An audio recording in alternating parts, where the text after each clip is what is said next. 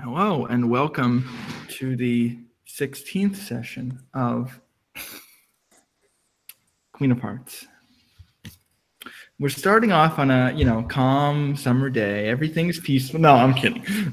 So last we left off with the three people we have here. We have William. Last time we saw him, he ate a mysterious stalker who they didn't even really have any information on, but knew that they were coming after them. So he decided the best course of action was to ambush and devour them completely. Now, the side effects of that we will see very shortly. Meanwhile, at Eravak's sort of freehold hotel, they were approached by the authority of special inspection, who were these guys wearing lab coats and goggles, and they seemed really suspicious. But the ghouls didn't really have any problem with them coming in. But Eravak was telling them to get out and threatening them. And lastly, we have Lisa, who was going to make a clown changeling, and he gets through by going official clown business. And meanwhile, we have also Lisa, who was heading off to the cafe to get some blood, normal vampire stuff. So let's start with Eravak. So we continue from the same scene. What I'd like you to do first, actually, is I'm not actually going to make you roll initiative. I think these guys just kind of back off, back out of the doorway, and they just seem to be talking to each other. So the real key is, can you hear what they're discussing among themselves as they're? So what am I rolling then? So that would be wits, composure, and then it's going to be, I think, plus your +2 bonus for clarity, because you're a changeling, and I don't think your clarity is damaged right now. No, it's not. So you get +2. Okay, so that's 6 die. Not bad. Very good. Meanwhile, I'm going to be flipping to a certain page. Damn it, why is it doing that? There's some kind of glitch. Oh, yeah. Discord doesn't want to, or didn't want to, come up unless I minimize the Google Chrome. Okay.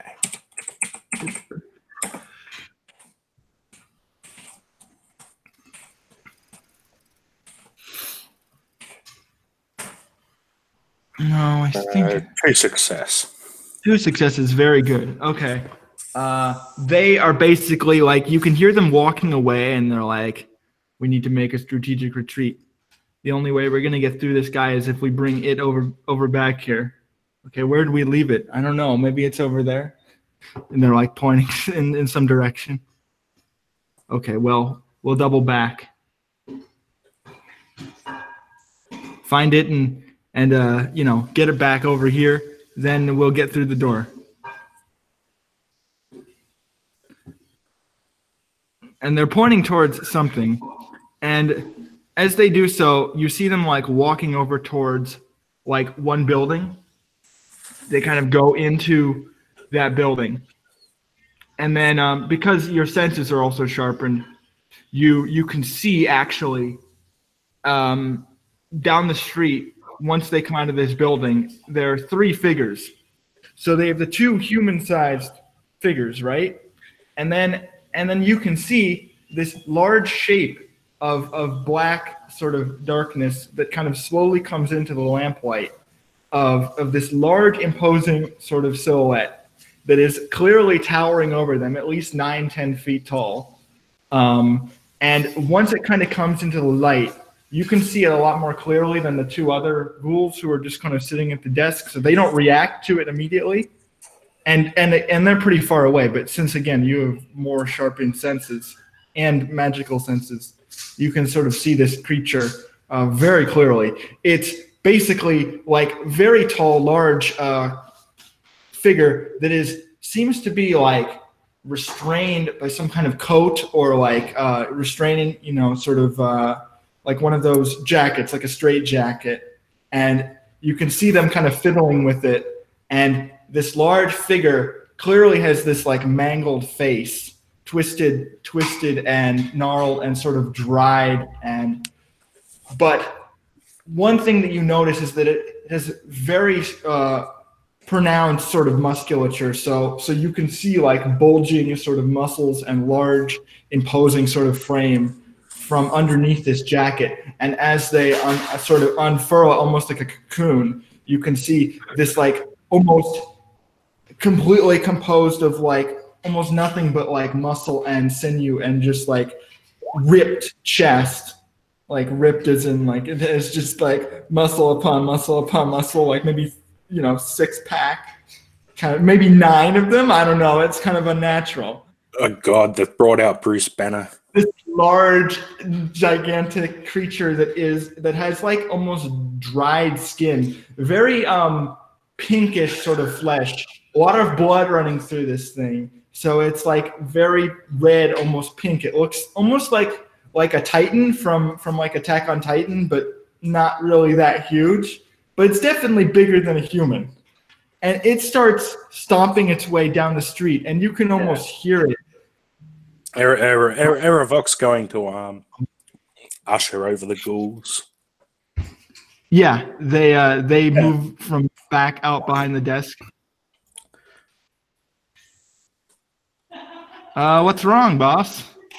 It seems we have a situation here.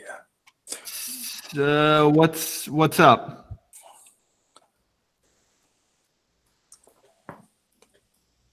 What's going on? I want you to gather everyone and take them to the uppermost floor. Well, they're already on the uppermost floor. Do you want me to take him to the penthouse? Like, on the roof? They're like laughing because they don't really see it coming yet. Yes. Okay. Both of them go up towards the elevator. Or not. Well, I don't know, but there wouldn't be an elevator. Duh. They walk up the stairs, but they're going up there. Tell them to stay up there. If I'm not up in 10 minutes, to get out. You wanted to jump off the roof? They're like laughing. They're like, well, I don't know what they're like, what is this guy talking about? Let's just do it and whatever. Don't laugh. Do. Right, boss. Gotcha. Should keep laughing and I'll put a hole in that turd you're using for a head. Okay, they make their way up the stairs. They kind of move out of the scene. And they're going to be working on getting everybody out. Meanwhile, this thing is trudging up. I'd like you to roll initiative for me, please. And then it's going to also roll initiative. I'll roll it openly because I don't really see any reason not to. And also, these 2 guys are also going to roll initiative as well. So I will. So just the initiative mod is the dice number? Yeah, that's correct. Anything else on top of that, or just that? Basically, you just roll 1d10 plus the modifier. Yeah, that's it. Okay. It got a 6, so it got very low. I think you'll beat it. It's not moving very fast. It's actually moving very, very slowly. Meanwhile, the other 2 guys are going to roll. I'll have them kind of move as a group. Oh, no, I'll have to do it for both of them. That would be fair. And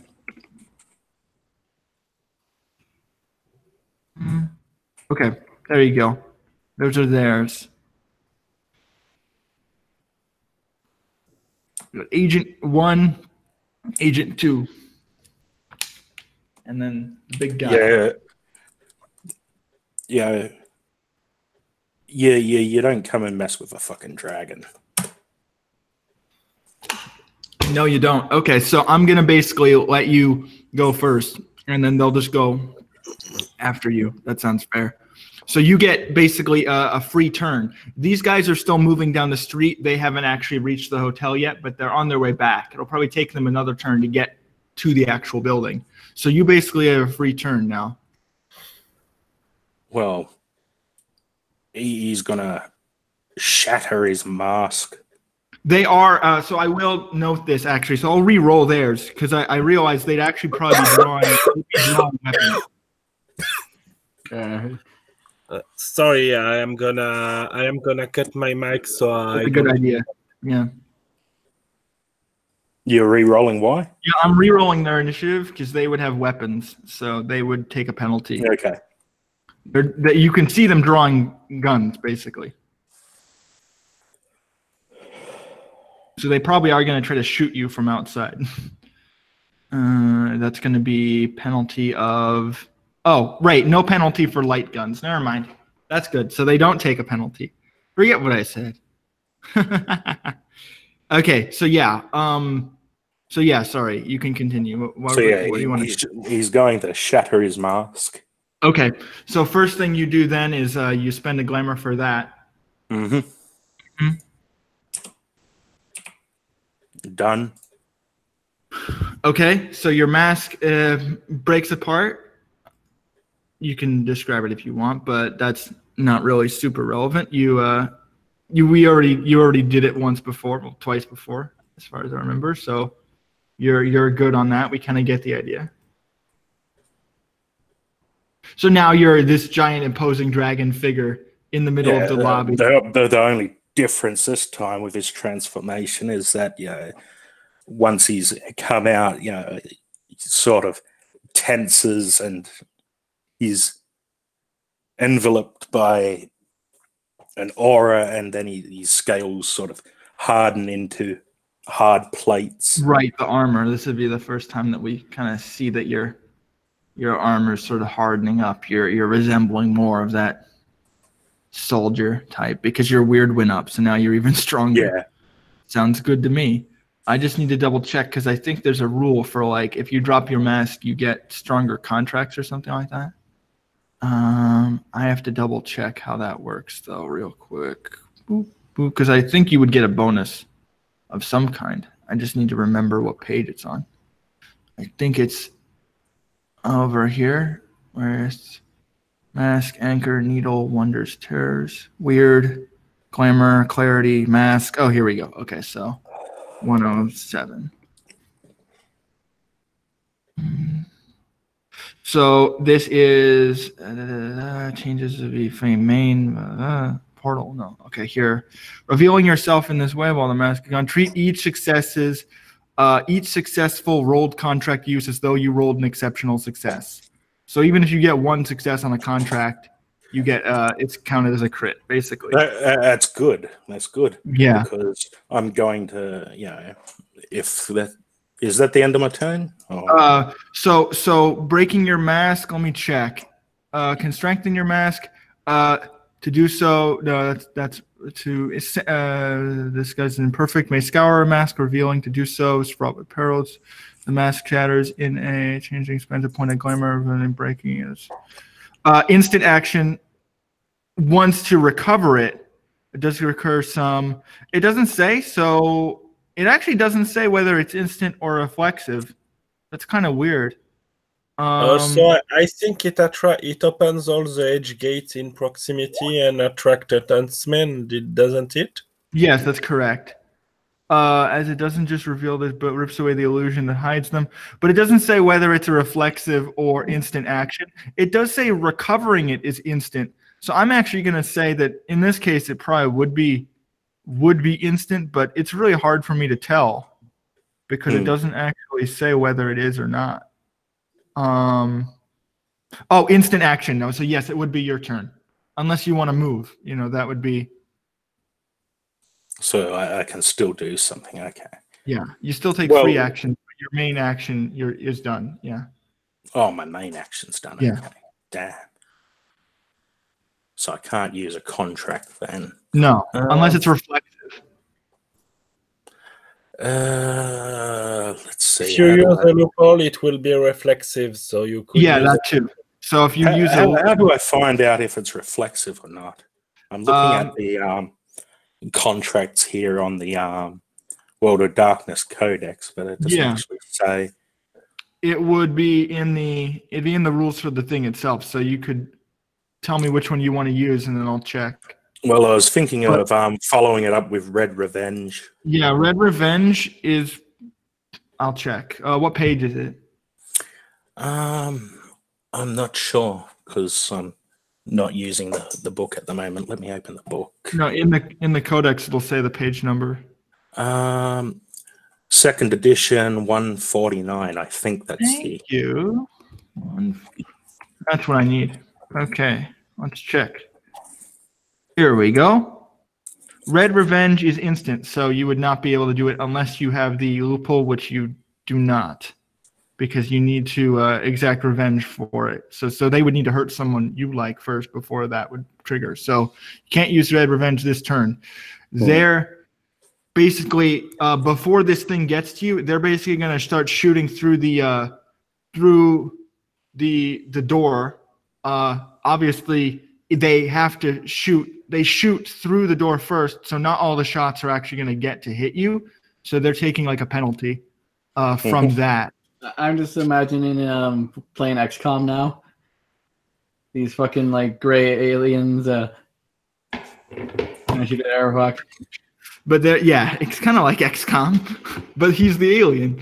Mm-hmm. And they also have a giant alien. I don't know how that would apply, but but they're going to take a pretty hefty penalty to the shots because they're basically firing through glass, but it's not bulletproof, so they could shoot through it. But it's just you're going to have cover basically.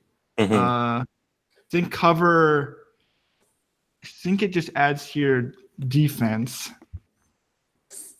I'll count it as if you have like full cover, basically, because that will be easier than giving them a penalty. And I think that just boosts or gives you defense against it. Check. So how much defense are we talking here? That's what I'm looking up. Physical skills, vices, virtues, streetwise, specify targets, take cover. Any range attacks automatically hit opponents against your character or less. That's grappling, whereas range attacks suffer penalty the farther away the target is. I would say they're actually pretty far away too, so they'd take a penalty from that.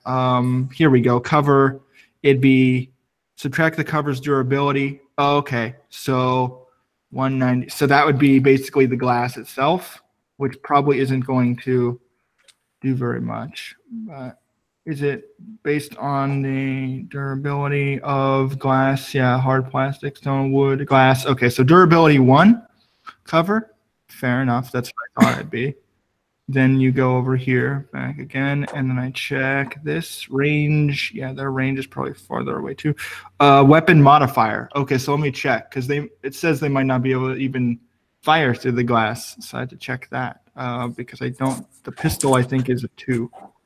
So that's going to give them that's going to reduce the damage basically. Oh, okay. Light pistol doesn't know. So no, basically, yeah. This turn they're basically just shooting through the glass and that's it. But they're that's what they're doing. So you can see bullets. Just a quick question. Yeah. Because I don't see any skill for it. Huh? How does one dodge? So dodge is the dodge. Dodge is you declare a dodge. So instead of attacking, you use your action to dodge, and then you double your defense and then roll it. Okay. A good question. So when you say double the defense, it's like it's double the defense in dice or 1d10 plus the double defense. It's double defense in dice. Okay. And then you're trying to beat their attack roll, basically.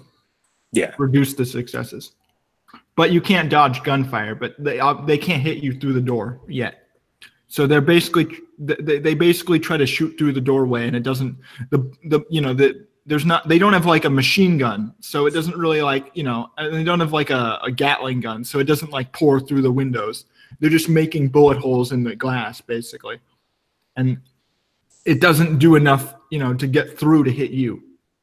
But they're firing from down the street at the building now, so they've basically already started to attack, and this thing is like lumbering in front of them, like boof, boof, and it doesn't make any noise, but it does. I want to just do the tyrant joke, but no, it doesn't even really make any noise. It just kind of moves toward you.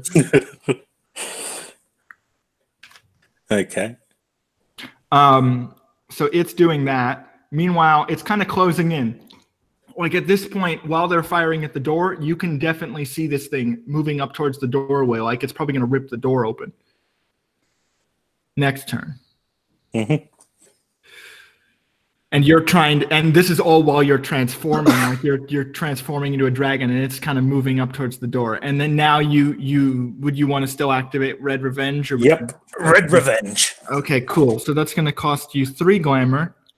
3 glamour. Right. Well, actually, yeah. So here's something you need to know. If you're activating Red Revenge, in this case, because last time you did it, you were in the dream and we bent time. This time, if you want to activate it, it would take you 3 turns to do.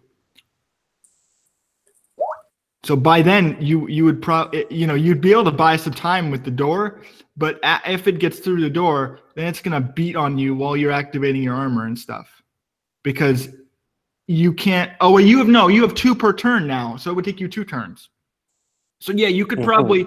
So you would be able to get Red Revenge up while it's tearing the door open, but then you would still have another turn where you wouldn't have it, and you wouldn't be able to be doing anything else.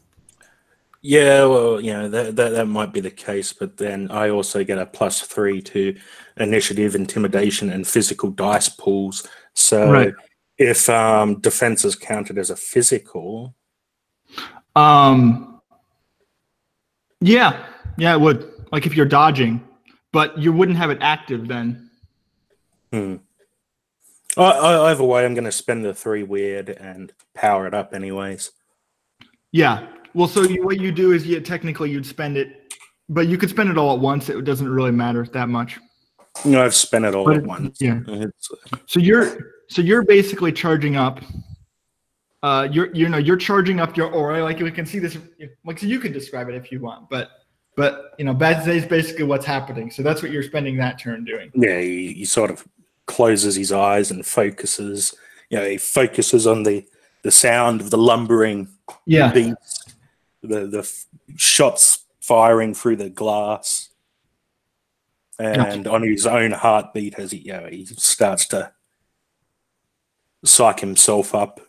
Yeah, it's like Dragon Quest. We get the.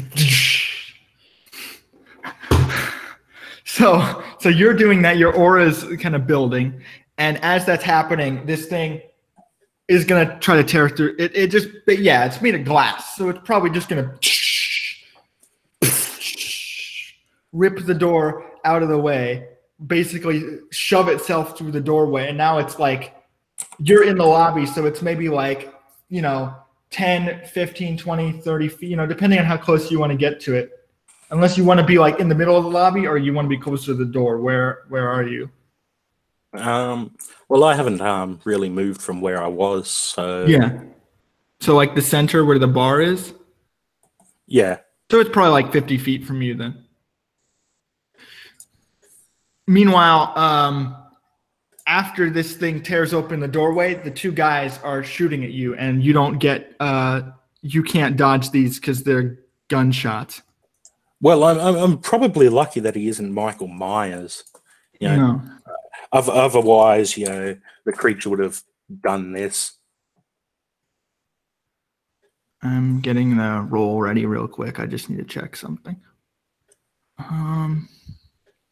Okay, so it's going to be. Yeah, hold on. I'll roll.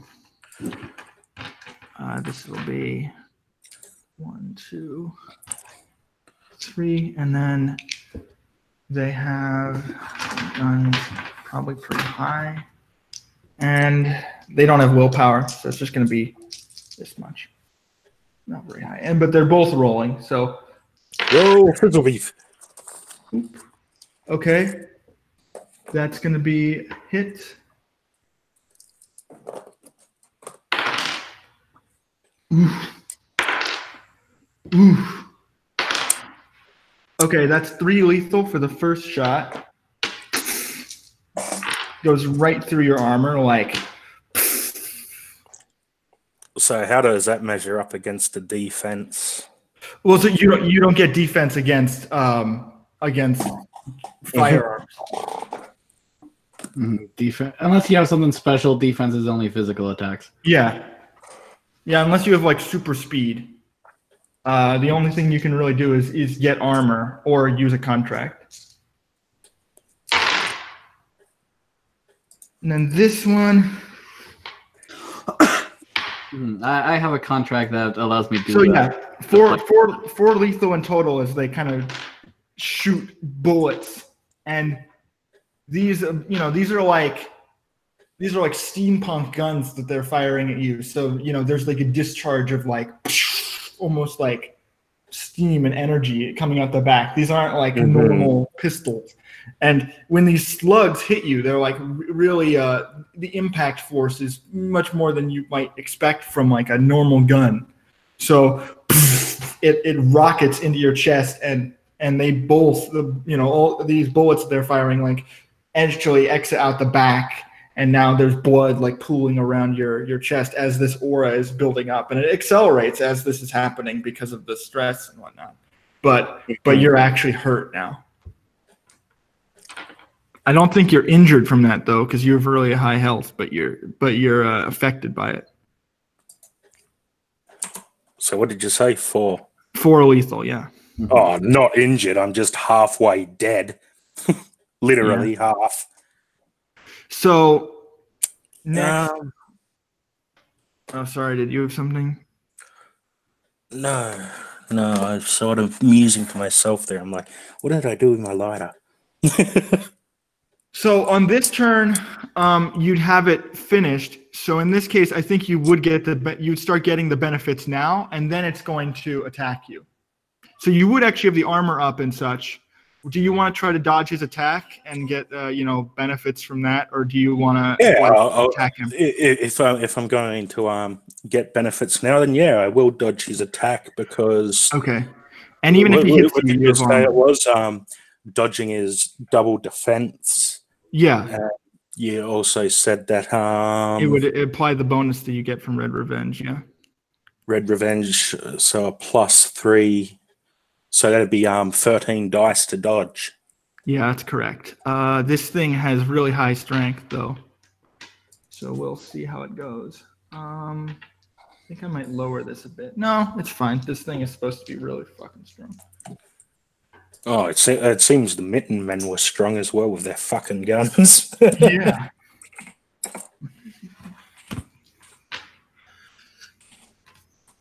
So what's your pool for dodging?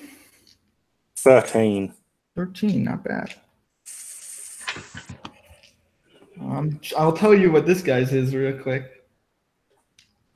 It's like, here I am thinking, I'll beat these goggle dudes. No. He has... Ooh, okay, that's too high. I think I'll lower that down. So he has like 13 as well. So you guys are like tied. I don't think I have enough dice. No, I have 12. Okay, guess what? His roll's 12 now. His pool's 12 now, just to make it easier on me. Okay. So let's see. How many successes did you get? I haven't rolled yet. No, go ahead. Oh, come on. I blame Dustin. He's the one that sponges all the luck off. He's not even doing it. Large dice pools. He's not even doing anything. I do get ridiculously lucky with fights. Okay, so that's one success for him. So how many did you get? I only got 3. Oh, wait a sec. 3 with Red Revenge. That'd be an automatic success, anyways, wouldn't it? Yeah. You got automatic success on physical? Yeah. Oh yeah, so you dodge easily. Because I got because I shattered the mask. Yeah. Yes. It's dodge anyways. Automatic, crit. So what does the crit get you for? Actually, let me check. I don't know. You're the GM. What does a crit get me for? Well, it's your ability, so that logic goes both ways. Like, yes, I'm the GM, but it's also your power. You're supposed to know what it does too. Okay. I don't know. Isn't a dodge a dodge? You're not an ogre. No, I'm just checking here. See. Okay, physical attribute. Oh, you're also berserk. Mm-hmm. Let me go grab that. I have to open a third tab now. Unless you know what berserk does. No, I don't. Let me look. Okay, I'll look it up. 333. Sure, because I think also berserk is 333. Oh, here, berserk. You spark within descending. It's hard to tell. You must succeed or attack the nearest target with whatever weapons you have. Even if you succeed, you suffer 3-3 on anything other than attacking, and you add +1 to clarity damage. Okay, not a big deal. Yeah. So basically, you're going to be fighting this thing. You can't target the other 2 guys unless you make a willpower check. wait, wouldn't he lose 3 dice for the dodge then, or? No. Oh, right. Yeah, because you're not attacking him. Yeah, but this is more reflexive, Yeah. not an actual attack on my turn. So it would be. Can you reroll it with 10 dice? Because Dustin's right. Yeah, you wouldn't. Well, what? Can I attack on his turn while he's attacking me? No. So there's not really a whatchamacallit, an option there. No, I know that. I'm saying so negate it. either you don't dodge or you dodge, but it's at a penalty. Because if you don't attack, you're berserk. So if you're dodging, then Yeah. But like I said, he only had 1 success. 2, you're good, or even 1. You just need 1 success, and you got 5. Well, I defy your fucking reroll. Okay. Oh, you're fairest. Okay, that's right. Got it. Just making sure. I defy you. Okay, and you're also going first, so that's why this is happening this way. So you're going first. You dodge. He kind of just throws this huge punch at you, but it's so easy to dodge because even though he's like huge, muscular, he's moving so slowly, and you're moving at like double speed. So you're just easily able to like move out of the way, unless you want to describe further how you're dodging. But you're moving much faster than normal, so it's beyond easy for you to dodge this. You catch the fist. Eravoc's gonna, duck beneath his blow, but whilst doing that, he's also going to make sure that, this asshole is in between him and the assholes outside with the guns. Right, you're gonna like try to maneuver so that he moves, and they can't like shoot without going around him. Pretty much, yeah. He's gonna use this dude as cover. Okay. So that's a good idea. Yeah, because his durability is going to be a lot higher than the window. They won't be able to shoot through him. I'll allow that with a crit for sure. So you're using him as cover, so they can't shoot you now. They could, but it wouldn't be very optimal. So I'll say that they're trying to fire, but basically when they shoot, it goes into him. It's just and you guys are kind of closer together now. So now it would go back to your turn, and now you get your actual action. So you have to attack him. So just go ahead and tell me what you're doing, and then we'll go from there. I'm going to do like a. Eravoc's going to reel back his I can't think of a fucking word.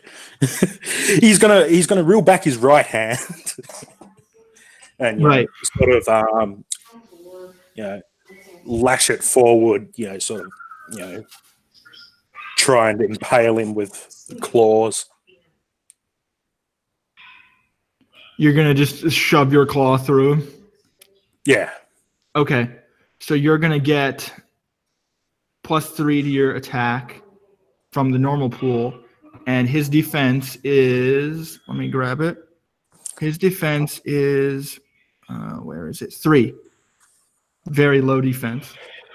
Wait, and you said Shattering the Mask doubles the dice. No, it makes it so you crit automatically. Oh yeah, that's right. That's right. Yeah.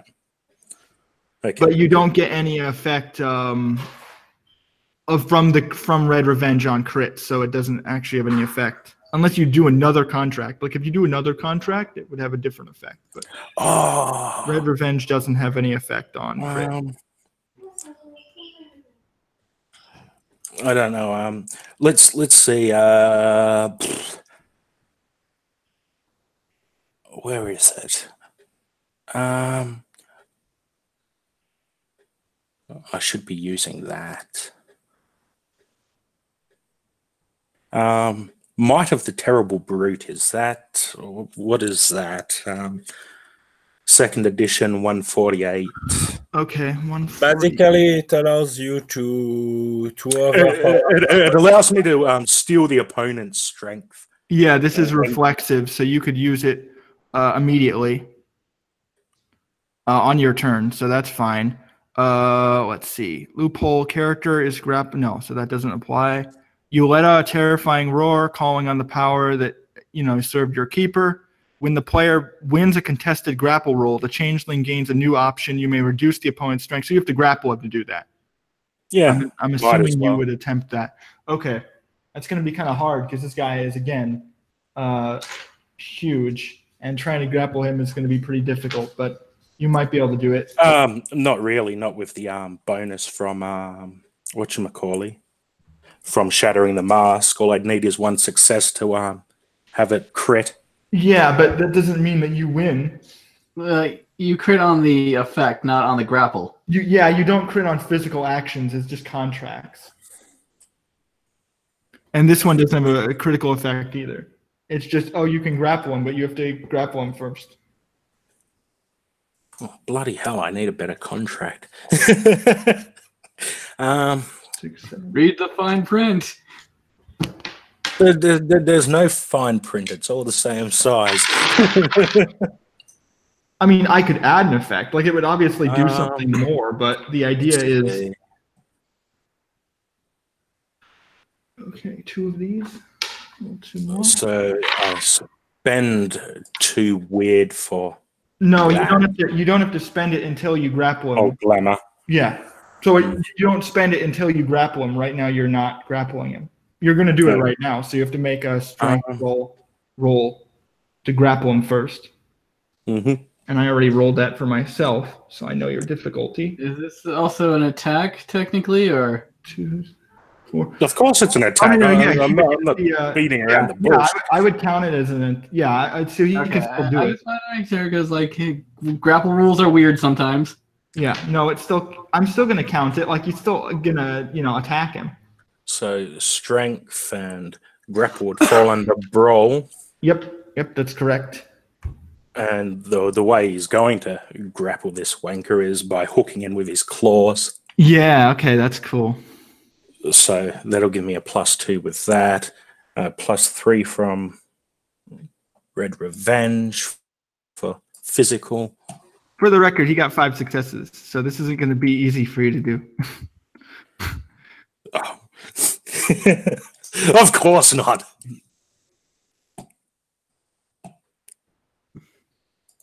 Come on, minimize. Thank you. Okay, so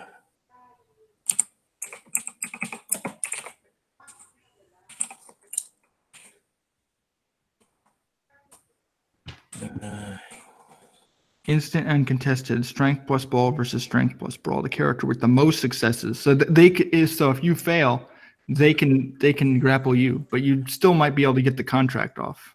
Okay, once come on. You recover it. Come on, show me the money. That's not money. Oof. That's too bad. Okay, so he grapples you, and you don't have control over the grapple. So that means that you can't activate the contract. Mm-hmm. So now that he's grappling you, he gets to immediately or 2 grapple options with exceptional success. So he's going to get to do 2 actions during this grapple because he got 5 successes. He's going to basically, he could probably just break out, but this might be better for him. So he's going to basically get you in a hold, like, and he's going to strangle you, like crush you with his gigantic muscles. On treat the grapple as an unarmed attack, inflicting damage equal to rolled successes. So he's basically going to do 5 bashing to you. Mm-hmm. So that is in and of itself a separate health pool, yeah? No. So it's like this. So let me write it here. So if it's not separate, then say it's 5 bashing lethal. Yeah, no, let me show you how it goes. So it goes 1, 2, 3, 4, 5, and then you have 8. Oh, and you get extra health from Red Revenge right now because it adds to all your stuff. And it says directly that it influences your other pool. It adds to all the stuff? It Yeah. say It says that, yes, it does. Wait, I got a +3 to initiative now. So yes, so you're still going first. Well, you're going first now. I'm going first either way, but yeah. So your health is actually now 11. Is it? Yes, because you add 3 to your physical or your stamina. So it's stamina plus size. But it's temporary. It's not permanent. So 1, 2. Yeah, I was gonna say, like, what happens when you, like, after the fight, and if you're down, like, from? Oh yeah, then he would go down. So if that happened on the thing, would I be at 7? Oh shit, wrong thing. So it adds 3 to health. Yeah, temporarily, not permanently. So yeah, so that'd be at 7 of 11 then. 7? No, you still took the same amount of damage. Yeah, well, if my health boosted the thingamabobber, well, you still took the same amount of damage. The amount of damage doesn't change. So why the fuck do I want 11 health anyways? I don't understand why you're confused. You took the 4, and now you're taking 5. So if it went up by 3, then no, I'm not taking the same amount of damage. It goes down to 2 after the increase. What are you talking about? You said I got a +3 to health. Yes? Yes. Listen.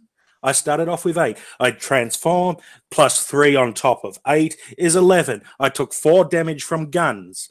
Yes. I take 5 damage from this wanker. That's 2 health. Oh, okay. Well, no, that's not. Well, that's not the same because it's bashing and lethal. They're on the same track, so it's not that you have 2 left over. Oh, actually, yeah, but it's not the same. Like, let me show you. So 1, 2, 3, 4, 5, 6, 7. So I was right when I said it was different. Yeah, I think it is 2, but it's like this. So 1, 2. Oh, 3, so that one down the bottom there, 4. okay. Right, and then you have 1, 2, 3, 4, 5. Wait, that you don't even know. Oh yeah, because I have to add the extra. This was your base, and then this is going to be the extra. So I'll put these over here so that I know that these aren't the permanent ones. And then you have 1 here. So you're actually injured now. You're going to take a -1 penalty. Hell, I was already injured. Yeah, well, you weren't taking injury penalties. So you're right. It is 2, but it's written like this. You're right. So yeah, he's crushing you, but now it goes to your turn. So you're. I thought I just had my turn. I used my turn to grapple him. Oh, yeah, and he said whatever. The 2 guys still get to do their stuff. but they can't shoot around him. So I think what they would do is they're not just going to watch. No, you know what they do? Yeah, they're going up the stairs to go look for Charlotte. So that's what they're running up. They're running up that way. So they're going up the stairs. So they run past you while he's like holding you down. So that's what they're doing on their turn, and they don't shoot at you or do anything like that. So they just run right past you. And then it goes back to your turn. So what do you want to do now? So what? He's still choking me. Yeah, like he's crushing you. Okay, Aravok's gonna try his grapple again. Right. Seeing Yeah. seeing as that contract is still going. Let me check. So can you? I have to look. So Still going. I all think. participant in the act on the highest initiative. Right now, you're grappling him, so you're still in the grapple. You just didn't win, so you don't have the. You have to basically grappling the character with the most successes. Choose the grapple option. 2 grapple options, but exceptional. Tie the characters. Continue. The only action you can take is the grapple. Okay, yeah. So you do reroll. Yes, you're correct. Yeah. It's just he's going to shift his it's contested, so he's going to roll again. He's going to shift his focus to grasping around the dude's head. Yeah. Okay. That's fine. Okay. Before that, what is the penalty that I take now? Just -1, so you're getting a +2 bonus. Okay. Remember, you could spend willpower. I think I will actually, seeing as I've got plenty of willpower. This guy is meant to be as strong as you are, so like, yeah, he's actually stronger than you, but that's not really relevant. So I'll spend 1 willpower. Okay, so he failed. So that gives me a +5. That's good. You can still crit here, and that would be good because you get to take 2 actions then. But he failed, so I would say that even if you don't succeed for some reason, if you don't even get 1 success. It'd have to be spectacularly bad. Yeah, but if you don't even get 1 success, then that means that he's going to. How's that? Oof, 10 successes. Excuse me, sir. Okay, yeah. So you get 2 actions. So let me give you. If you can't read the book, I'll give you the options here. So you can use the contract. That'll give you the new option to steal his strength. You can break out of the grapple. I got to repay for contract. No, you didn't pay for it. You didn't trigger before.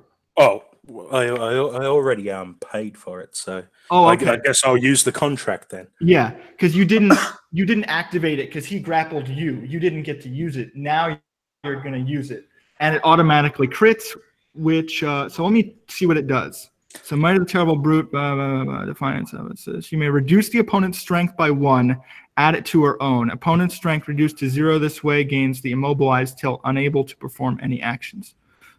Okay, sure. So you've stolen a point of his strength. Oh, is that yeah, that's lame. I was expecting something better. Well, now your strength is actually, I think he take. I'm not sure, but I think he take 1 point of strength per success. But I might be wrong. That's not what it says. Okay, it says you may reduce the opponent's strength by 1 and add it to your own. Yeah, it's normally better for when you want to like take someone alive. But you remember, you still get extra strength is good because now that you still get that gives me 6 strength. You still get 2 actions. So that was reflexive. So basically, you're draining his energy, and you still get to make 2 moves. So you can break out, you can damage him, and then break out. You can't really disarm him. You can immobilize him so he doesn't get defense. Can't he use the contract the second time to get another dot of strength? That'd probably he already be. Spent 2 weird per turn, so he can't do it again unless he has a loophole. Let me check. Loophole is the character is grappling. So if he has multiple opponents, then yeah, but he is only grappling this one guy. But you're right. Normally he would be able to do it probably multiple times. I don't think that would work. I think it's just once. I don't think he can do it because there's a limit to his strength too, based on the based on his weird. But he is weird too, so I think he can go up to 6, unless I'm wrong. I have to check your weird. The weird limit, I don't think goes up to 6 until later. So maybe you can't get 6 strength, but you'd still drain the strength from him. I just don't think you'd be able, I'm not sure if you'd be able to gain it. I have to check. I mean, reducing it is probably good too. To consider. Oh yeah, no, definitely, because it would help. Traits. Okay. I know if I have the ability to target dexterity also if I. Yes, you do. One. I was debating on it because I was like, oh, that's actually pretty good. You know, I'll allow it just to save time, so I'll say, yeah, you can just have 6 strength. I don't really care. I'll just let you have it. So I could break out of the grapple, but that would take a turn. So you have, you can damage him. You can I'm going to maintain my hold on this fucker's head. You can you can hold him. You can restrain him. And then that's it, because you don't have any equipment. You're not using like handcuffs, so it's basically. No, I have my claws. I'm not going to restrain him. I'm going to, attack his head pretty much. Right. So you're going to. I'm just going to, and then hit him. Okay. So what that means is, so here's the thing: the attack keys off of this that you just did here. So what that means is you're going to do 10 to him, and he gets no defense. So yes, and then your claws do extra, right? Yeah. So how much? Oh, and then you get +2 of claws. So that's 5. So that's 12 damage. Oof, that's nasty. I think that would just. He would have to roll to see if he goes unconscious, basically. It's just bashing. So he's gonna roll to see. I'm not bashing. Oh yeah, you have lethal, right? I'm using my lethal main. Then yeah, ripped into him with my claws. It'd be the same thing. It's still the same, because he has to roll to see if he gets unconscious. From that, and then if he doesn't, then yeah, it's gonna go into ag. Let me see what his health is real quick, because he might just take him out with that. I mean, he's huge, so probably not, but I have to double check. Size, yeah, no, he's like size. Yeah, so he'd be like, what's his stamina? Stamina is okay, yeah. So he has probably, yeah. So you wouldn't, yeah, but I have to check to see if he gets knocked out by them. And then he gets, I don't think he takes penalties to this roll from the injury. Oh no, he does. I think he does. So that would be take these away, and then stamina plus what's the skill? Oh, I think it's resolve. Yeah, resolve. Okay, 4. 1, 2, 3, 4. So he doesn't have a lot of dice for this. Gonna spend willpower then. 4, 5. I need 1 more. Okay. There we go. And then willpower. 1, 2, 3. This goes away. That's a 10. That's an 8. Okay, yeah. So he's gonna stay up. So yeah, you're crushing him, and normally this would you're basically bashing in his head, right, and clawing his head, and you're tearing apart like parts of his head, and parts of his head are like falling apart, but he's not actually going down. But this would definitely normally kill a person. Well, it sucks for him because I get a second action. You don't get to make a second attack. It's a second choice of what you want to do. Well, that sucks. What's the point of having a second action when it's worthless? Because it just means that you can't, you could immobilize. You immobilized him so he lost his defense, and then you damaged him. Unless you wanted to damage him and then break out. No, I'm gonna maintain my hold. That's why I said, okay, those were your 2 actions. Okay. And then he's going to basically do the same thing. He's going to he doesn't get the second action this time. So instead, he's going to just try to break out this time because you're hurting him pretty bad. But he gets a yeah. So and your character may take another instant action immediately. So he's basically gonna just try to push off of you. And did you want to let him go, or are you gonna you're gonna hold him, right? No, I'm gonna hold him. Okay. He ain't going anywhere. So then in that case, it's a contested again. And both of you take penalties. So it's going to be 11. Or no, and he gets a minus from his strength. So he only has, 12 minus 4. That's 8. Okay, 8 dice for him. Aravok's going to spend another willpower. 2, 3. Okay, sure. I'll have to save his. Probably will need it. This is only one success from him. 14. So you just need to beat 1, and then you can hold him there. Well, I should be able to beat 1. Yeah. In before 0. Because you don't want to tie here. You need to get 2.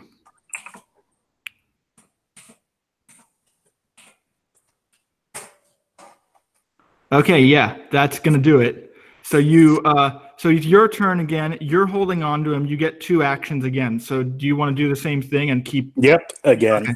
Got it. Cool. So now it's gonna be 6 damage to him. And let me check. That would be because he had, and then I do the math in my head. Carry the 1. So it's that, and then you did 11 before, right? Or no, you did 12. So that would be, and then you do 6. Yeah, okay, no, that would be enough to take him out. So basically, yeah, do you want to just like crush his head, like? Yeah. Okay, yeah. So you crush his head like a grapefruit, and it just, and he doesn't actually stop until like the blood starts like leaking out of his face. And you actually have to like crush his head until the point where he stops moving. And then eventually, after you do that enough, he just slumps backward. Now, Aravok, don't eat him. and no, like, he's not Willem. Yeah. But he's more majestic when it comes to meals, unless he's trying to be polite to kindred. But the combat's not over because the 2 guys are still running up the stairs, and they got like 2 turns up there. So they'll probably I'll say they're halfway up to the roof. Let's see. Maybe I should take the elevator. I was joking about the elevator there. There isn't an elevator. Yeah, I know. I'm kind of joking about the elevator as well. Hang on a sec, because I'm thinking as soon as I find it. Fuck, what was it called? Big jump, whatever it is. I'm thinking of doing the elevator straight through the fucking floors. I mean, yeah, you could. I'm gonna go, smashing through the floors, jump up, boom. Are you sure? You're gonna bring those fucking buildings down. This is the GM of like, are you sure you want to do that exact thing? Because you could. I'm just asking if you're sure you want to.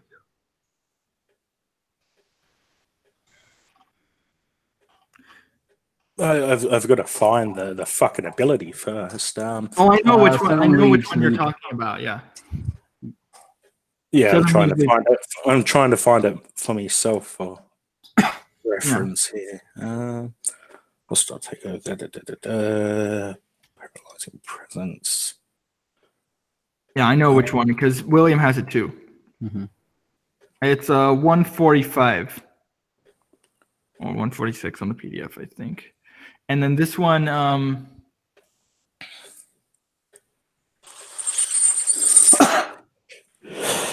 per dot of weird you possess. So you could go up 20 yards. This is like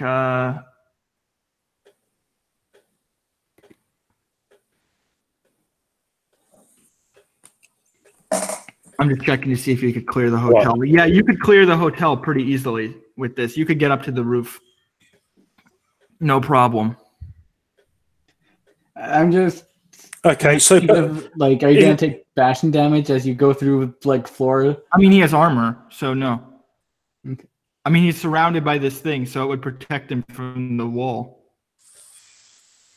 But you'd easily be able to do that. You just need to spend glamour, and then I'll say with the crit, you could get up. Is it one glamour for this?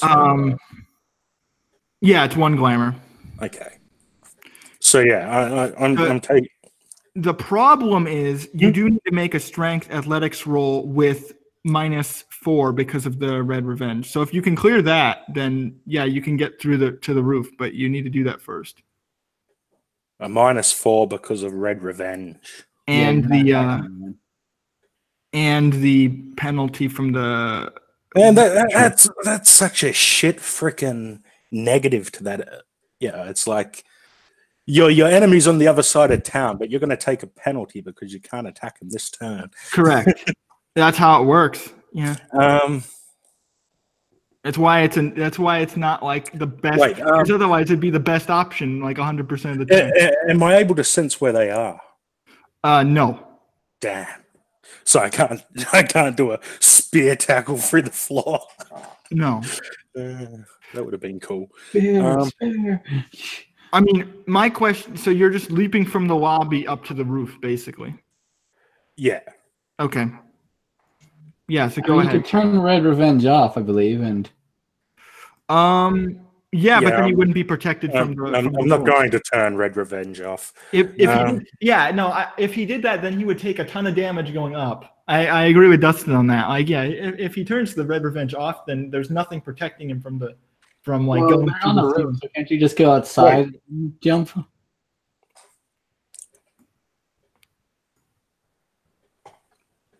No, I'm not going to turn it off. Period. Okay. I'd rather take the penalty for going up rather than turning it off after having wasted some glamour, putting it on, and then chancing running into these dudes and having them shoot me while my armor's down. Right. Because they already did 4 fucking damage with their little pop guns. Yeah. So the armor's staying put. It's not a bad idea, to be honest. So what was it? Athletics and strength minus -4. Correct. So -4. Let me check here real quick. Go. I think that's like all your athletics, pretty much. All my athletics plus an additional one. Yeah. Oh, yeah. Oh, and remember, your strength is still boosted. Yeah, I know. Keep that in mind. Yeah. The 6 strength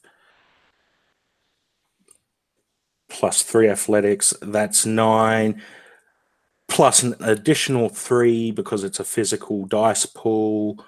So that's 12 minus, so 8 dice. Wait, does that work that way? Let me check. Because I don't think no, they stack, I think. So yeah, that makes sense. So you're right, they would cancel out. Yeah. Continue.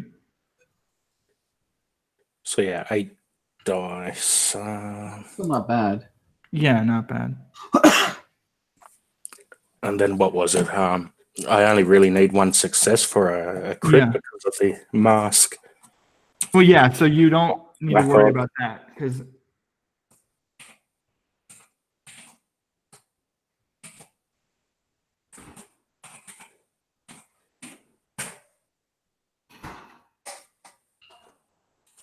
So 3 successes.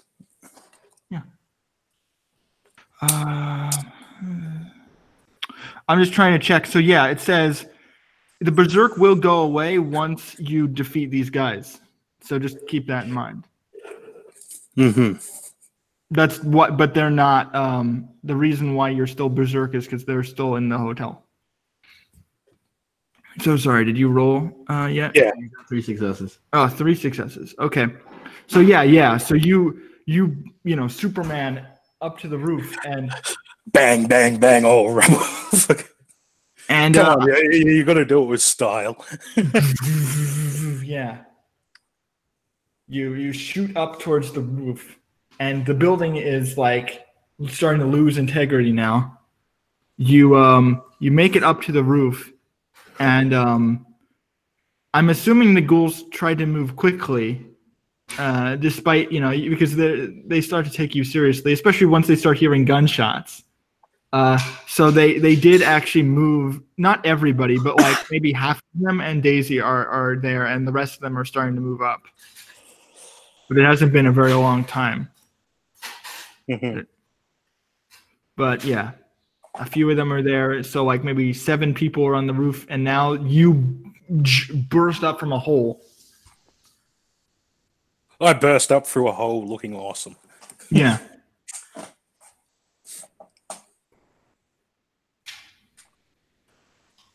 I am truthfully worried about your building here. So let's just, for the sake of expediency, say, okay, you have like another turn before they get up to the roof. So what are you doing in that moment? Let's see. What am I doing in that moment?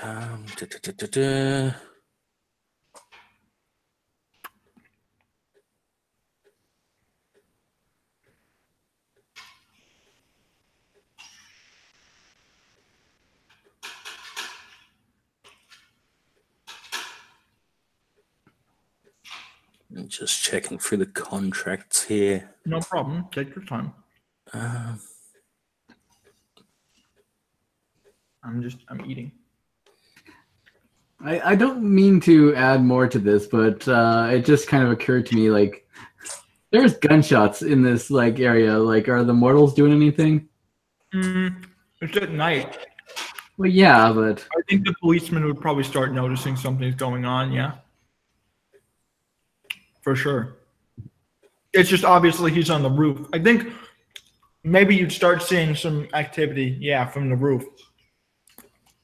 But they're not. I'm not going to say, "Oh, your revenge continues until," because I don't want him to notice the police and then start attacking them.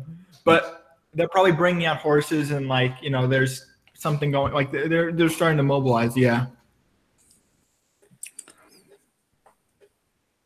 Let's see.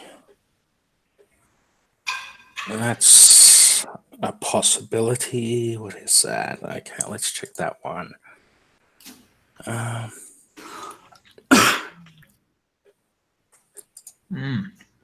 This is good. Sword.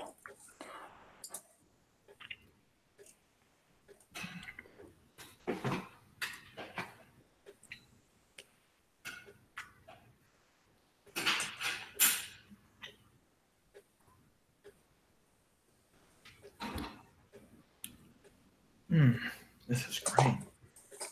So let's see. What does that entail? Conjure environmental tilts from the elements. So what that means is you can create like a detrimental effect for them, like make a firewall, make like a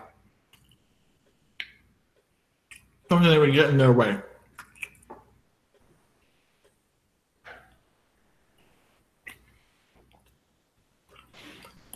So like for example, you could just like breathe fire and then the whole stairway would be covered in fire and then they'd burn to death. Yeah, I think I'll go with that. I'm gonna breathe a gout of flame into the fucking stairwell or whatever. Is it green flame or is it just like regular fire? For the sake of it, green flame!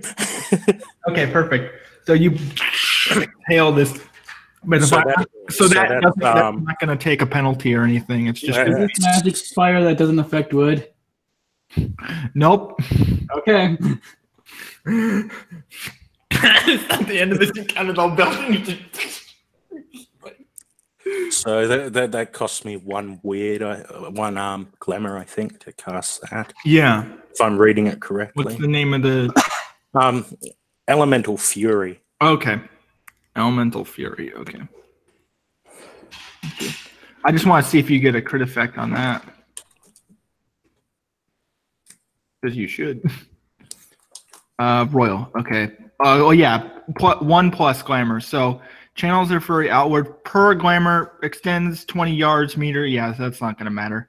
You may also spend additional point of glamour to extend. Oh yeah, so this is for range. The range doesn't really matter here because it's like a compact space. And I'm just going to assume that's not a problem. Ferris, the muse may protect targets you can see from the tilt's effect. So if you, so in this case, yes, so you could, I would allow you to use it to protect the building. I'll allow that in this case. I mean, that's technically not the way that it is worded, but in this case, I'll allow it because it makes sense. And it also prevents you from hitting anybody around you. So how far in yards would you say they're down this stairwell? I would say like, because their movement speed would be like, what? Like, let me check. Maybe half that? No, like, they have a speed of like, it's normal, so it'd be like a 10. So like 10 yards. Yeah, let's go with 10. That's why I'm saying that the fire would just go down 20 yards, basically.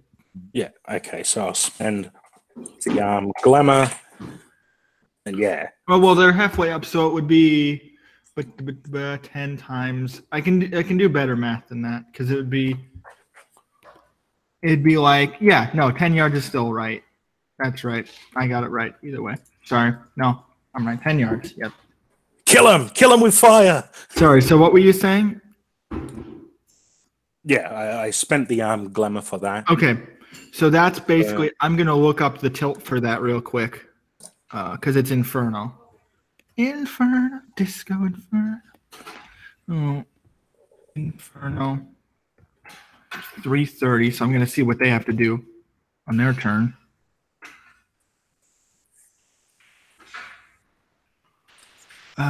Inferno. Okay. Anything is fire. All characters suffer a -2 to heat. Any character that breathes must take +2 -2 for burns. Must save on A to avoid catching fire. Okay. You have to roll then. Hold on. Fury. And then they get -2 on this. So it's gonna be yeah, this one's good. Oop, failure, complete failure. Yeah, no. So now they're on fire, and their suits are not exactly, made for dealing with heat. So they are definitely burning very badly. What's the state of their guns? Do they, yeah, they're probably gonna. They're not dropping them, but they're like they're not up now. They're just like,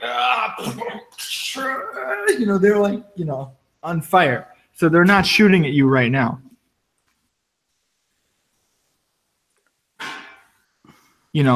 If that makes sense. I mean, do their guns like superheat? Do they melt? Oh, no, but they're not. Their guns aren't active right now.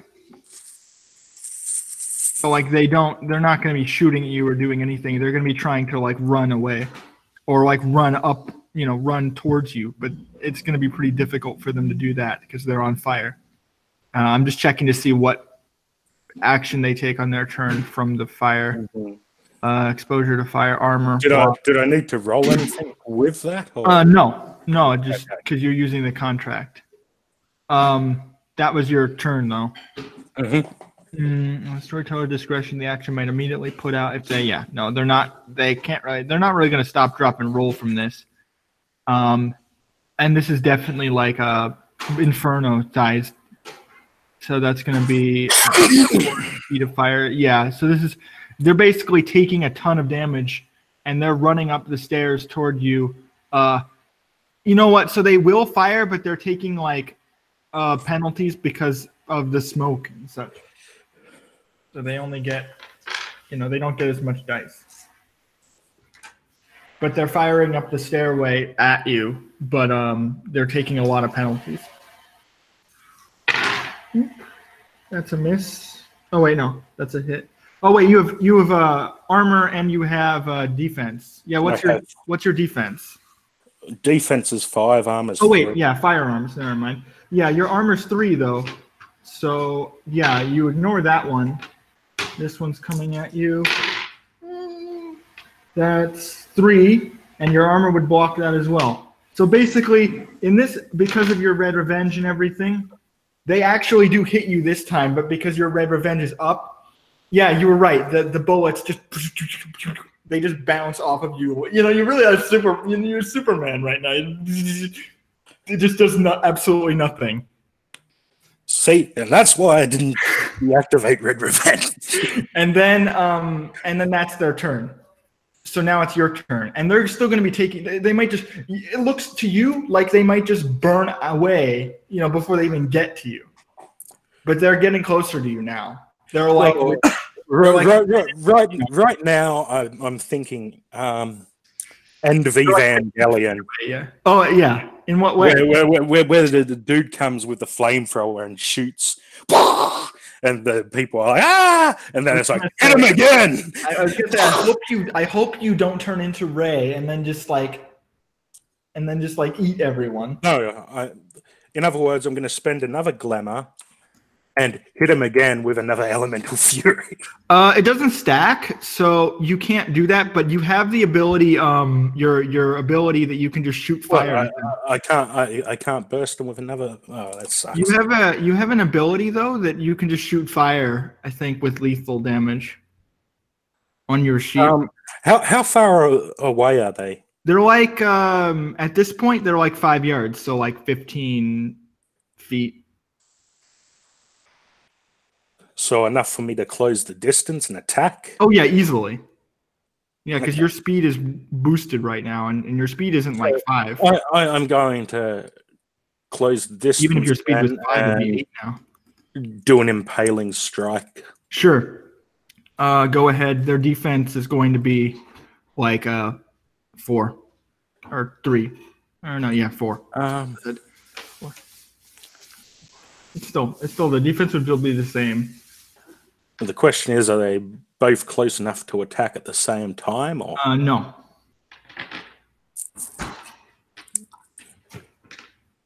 The answer is no. So I take a -1 penalty. Correct. So that's 10, 13 dice then after the penalty. Yeah, I'm going to also assume that by attacking them, you're not going to be lit on fire because that'd be stupid. You're probably immune to your own fire, so won't be a problem. Oh yeah, you can choose who's affected by it. Exactly. So he's not affected. He can choose himself. I don't know why it's doing that. I'm pretty sure that the general rule is you are your own ally. Mm-hmm. Let's hope.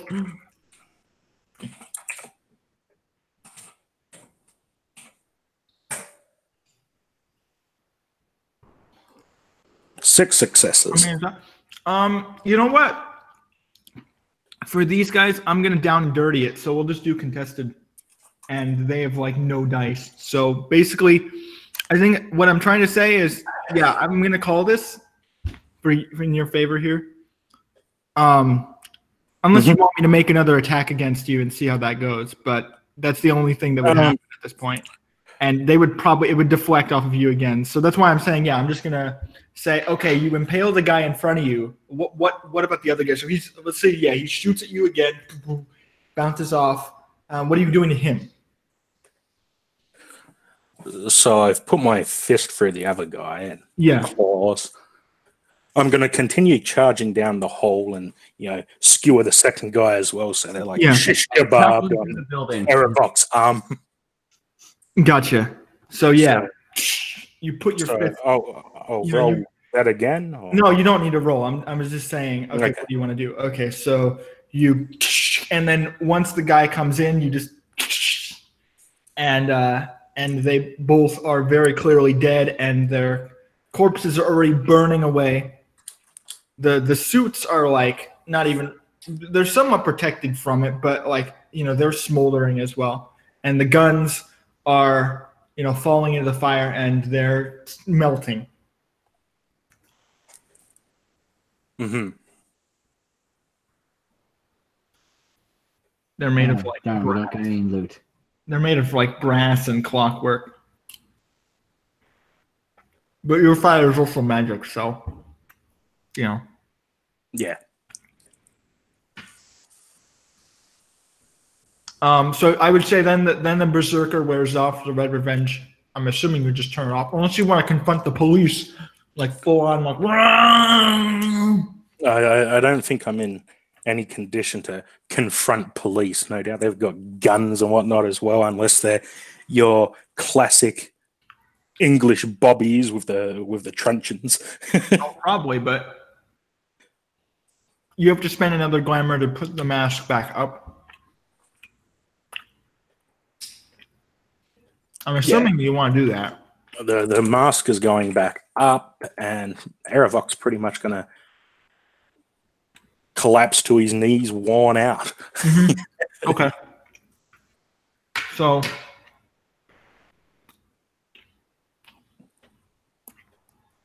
Daisy like looks at your back, like comes over. She's like, "Are you okay?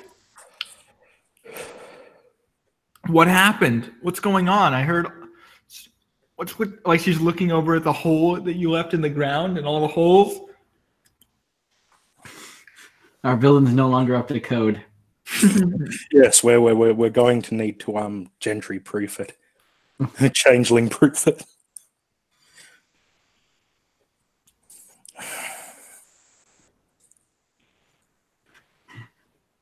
Cold iron everywhere. Oh shit! No, not cold iron, just standard iron to make sure that they can't, fucking come through walls and shit like that. Yeah. Good idea. Well, anyway, yeah. So Daisy's like, what's happened there? It's like, invasion. Who's invading? They said something. Red Death. I'm gonna Do you know what they're talking about? I'm gonna see if she knows. What I'll say is, do you have be weird. I'm not sure what skill I want to use for this. I'll say, yeah, you have occult, so I'll say occult.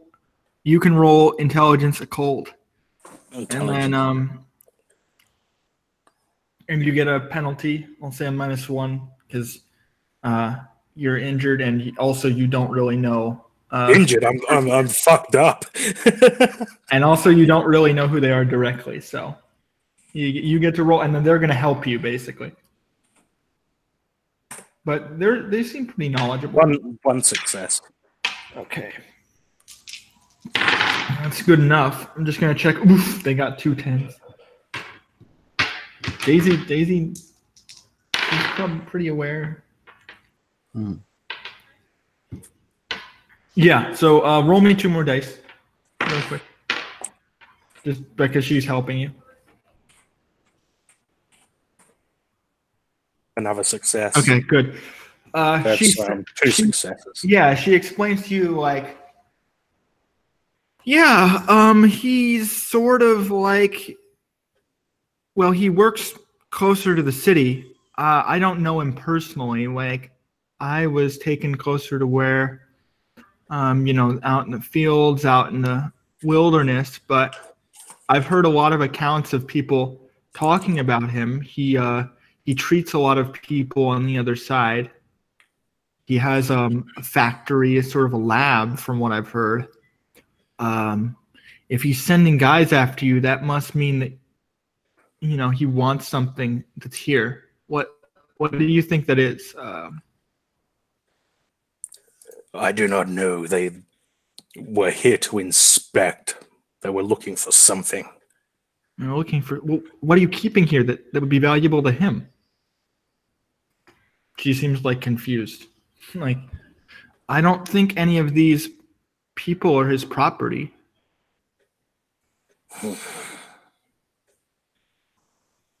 So, what is it? Some kind of object? Would Aravok know? I would hope so. I'm gonna assume that. Well, she didn't really talk about it with any of you, so yeah. Honestly, I don't think so. I wish she did, but I honestly don't think she mentioned it. if you make the, you might be able to make the leap with 2 successes, like doctor. Oh, okay. It's likely you might be able to. I think you might be able to figure it out yourself. That's not like rocket science, but you wouldn't know for sure. But you might. I think you'd be able to guess. Like maybe Charlotte's involved because she's saying, well, no one's here, and Charlotte was, seen here, but she doesn't live here. But maybe, if they got a tip.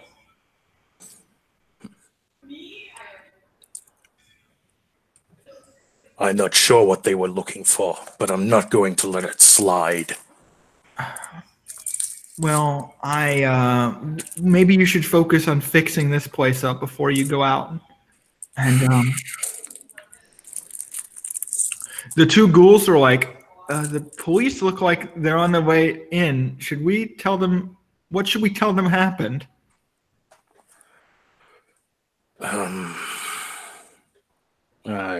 Should I roll something? Or firebombing? Can I come up with a? I think you're smart enough to be like, hey, firebombing. Like we got firebombed by some kind of,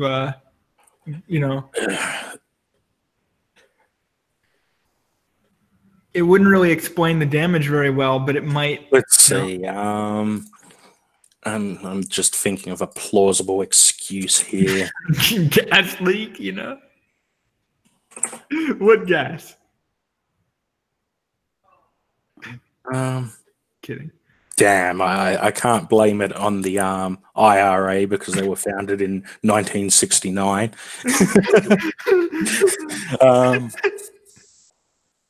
Domestic terrorists. If I said dragon, would you believe me?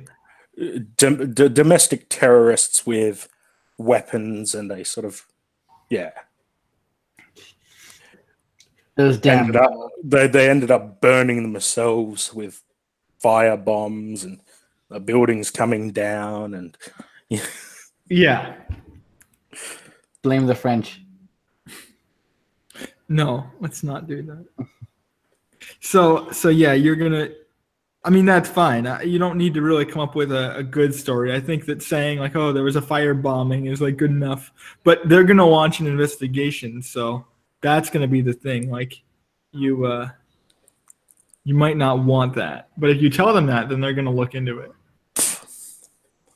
So that's the tricky part. I mean, that's not really a big deal because the kindred can cover that up, but. There was an accident in the kitchen, gas explosion. Yeah, sure. We'll go with gas explosion. Okay, so the ghouls. So you tell them like, hey, tell them it was a gas explosion. Something happened in the kitchen. There was an explosion. It wasn't, an attack. Yeah, they go down and they're like, after, they're talking to the police, you have some time to rest. They come back and say, oh, shit. No, that's a shit story as well. I mean, there's a big dead guy in the fucking lobby. I mean, what they're saying is, they would move him. I mean, that's no, I move him. Oh, okay. But what they would say is like, oh, yeah, they're not buying it, but we got them to leave and we'll cover it up later. But we need to figure out what we're going to tell Anne now. She's not going to like this. This is like prime property. Prime property. This place made of paper.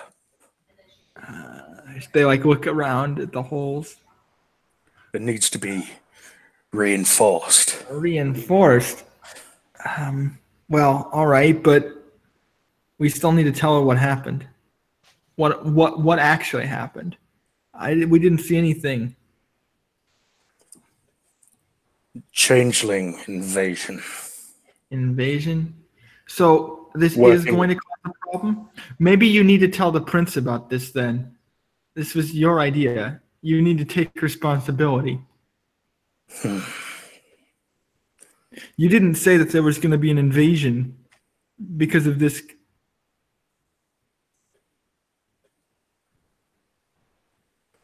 Prince. Who is that? Where can I find this prince? We'll bring you to him. Oh yeah, you forgot all about the prince, didn't you? Mhm. Yeah, exactly. I was like out of character, going, "You should fucking know the prince." No, he mind whammied him. That's right. So that's going to be the next. We'll see if we have time to come back to you. I want to go to the others. Yeah. So Get to Dustin and all that. we'll fade out on that. So does Olivia want me to go him next, or do you want me to go to Dustin? Well, I was waiting for Alistair to show up, but clearly he isn't, so... Sure. So is it okay? It depends. Like between the two of you, what would you prefer? I'm good either or. Okay. So then, Lisa, do you want to go next? Okay. Sure. Yeah, Lisa has a different time zone, so. So yeah, you make your way to the cafe. It's not hard to get there. You know that this place is controlled by the Deva. Okay. When you walk in, there's a woman behind the bar. There are a few waitresses. The place is mostly empty. Besides that, though, it's pretty late at night. What do you do when you get in? Okay, so I go to the bar and I say hello to the woman. She kind of nods back at you. You can tell that she's kindred. Okay. I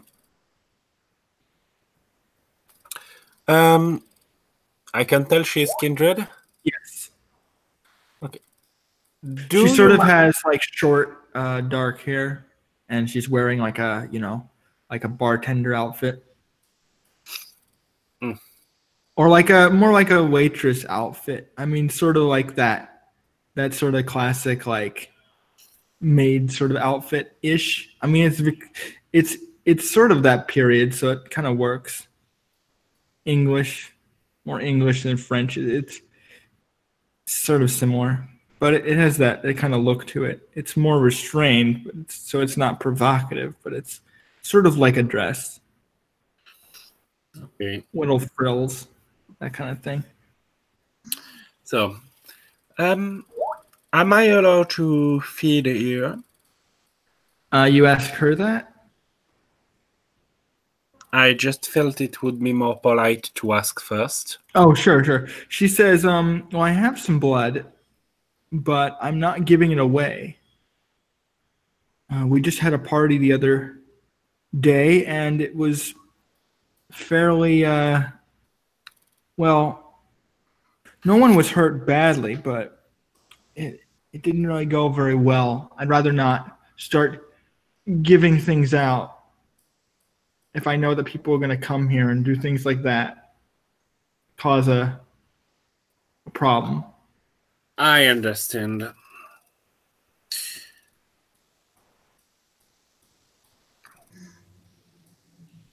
So, do you wish me to leave then?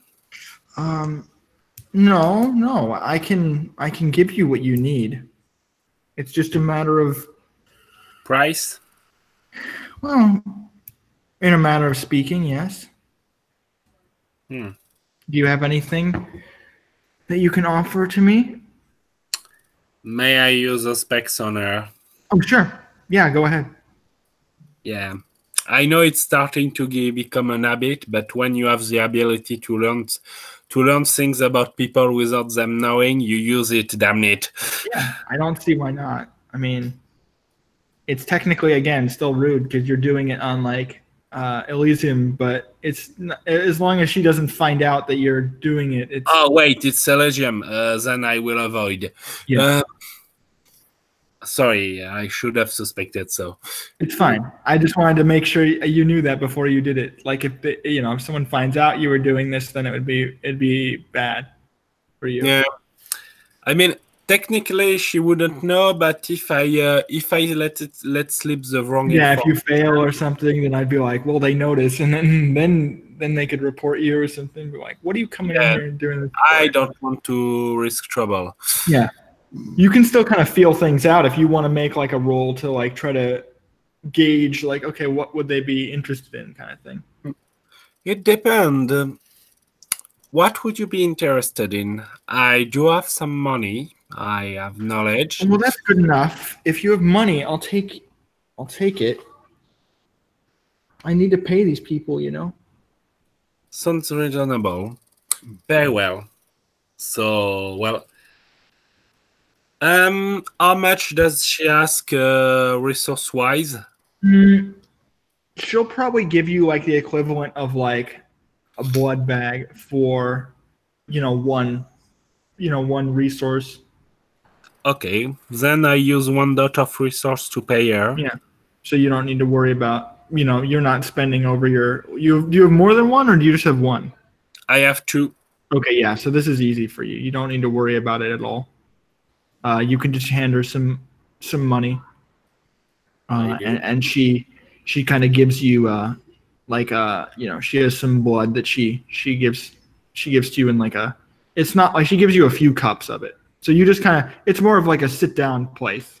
So they bring you some blood, you drink some, and they give you more, and that kind of thing. They don't just give it. They don't give it to you in a bag, and then you don't bring it home. It's like. Does that mean I do not risk frenzy? No, you don't risk frenzy from this. No, I think it's more. And you'd be in Elysium, so I think you'd get a resistance to it. Nice. I don't think it would be. I'm not going to make you roll for frenzy here. Okay. How much vitae do I recover? Usually it's like normally half for this kind of like preserved blood. So what I'll do is, it depends if you want to spend more on it. If you just want to spend the 1, it'll be difficult for you to get a lot back because they're only giving you a few cups of blood. But if you want to get more, then you would use up your resources for the month basically. But if you want to just take one, a few cups, then it would be, maybe like, I'd say, I was going to say like 3. Like they give you like 3 cups of blood. Well, they give you like 6 cups, and then it dilutes down to like 3. So you take a few cups. You need a lot. Yeah, I figure. So but that means that if you take 2 resources, then it would be like 6. Okay. And for 1 resources, that would be 3 cup, right? Yeah. That's what 6, but then it dilutes. 3. So it'd be okay. But each cup isn't 1 vitae. I need how much do I need for 1 vitae? It'd be portions. So essentially, it's that's what I'm trying to say. So like for the 1, you'd get 3, and then 4 if you did, if you spend all of the resources for the month, then it would be, then it'd be 6. But that just means you can't really buy anything else for the next month. I will still take only 3. I prefer to keep a lot on resource just in case. Yeah, that's a good idea. So I recover 3 vitae? Yeah. Well, you don't lose resources. It's just so your resources still stays at 2. Yeah, but I can only use 1 more for the month, I realize. Yeah. Okay, so 3 vitae, which leave me with 4, 5, 6, 7. Yeah. So, and then after that point, was there anything that you'd want to do? Like after so you spend some, it's a slow kind of feeding. They encourage you to kind of spend some time there, but after that point, you can decide what you want to do. And I will mention that you do know that Charlotte is missing. You know where they are, but they left into the hedge, and you know that because of your oath.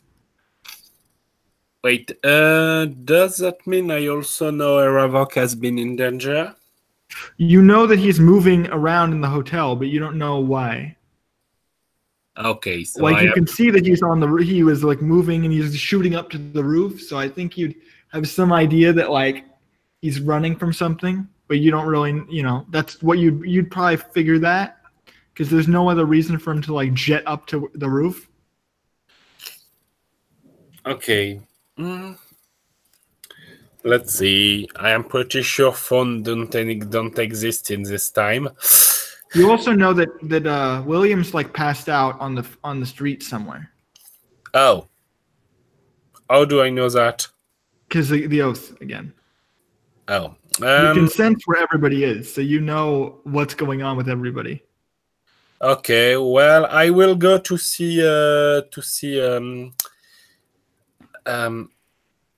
Oh crap!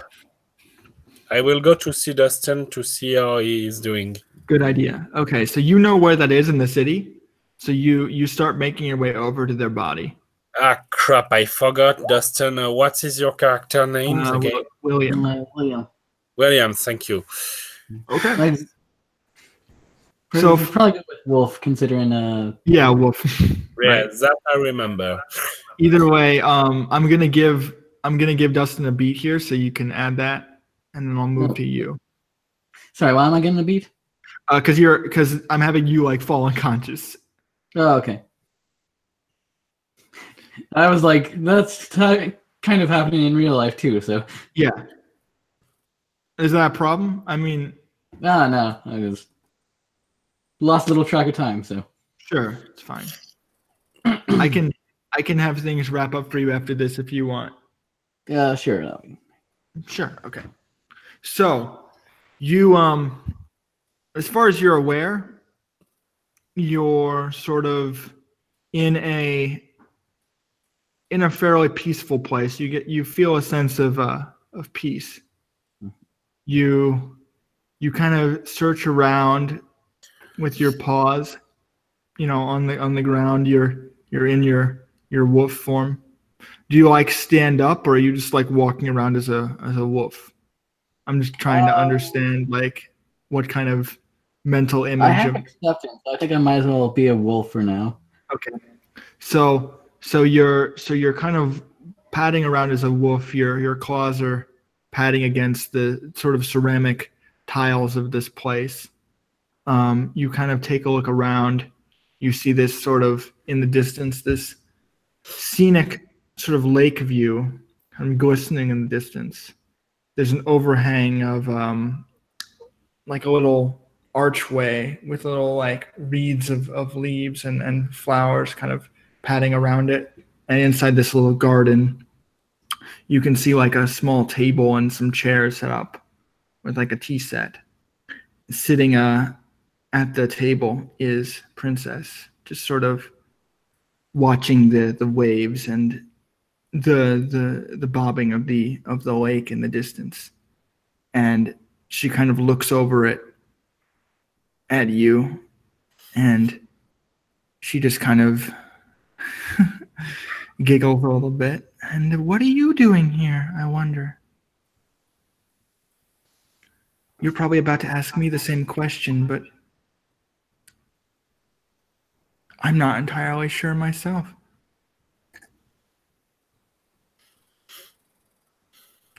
But by all means, make yourself at home. Please, sit. I will. Can you sit? You sit on the chair. Mm-hmm. Would you like anything? I have treats. No, thank you. No, thank you. Oh, but I made these for you.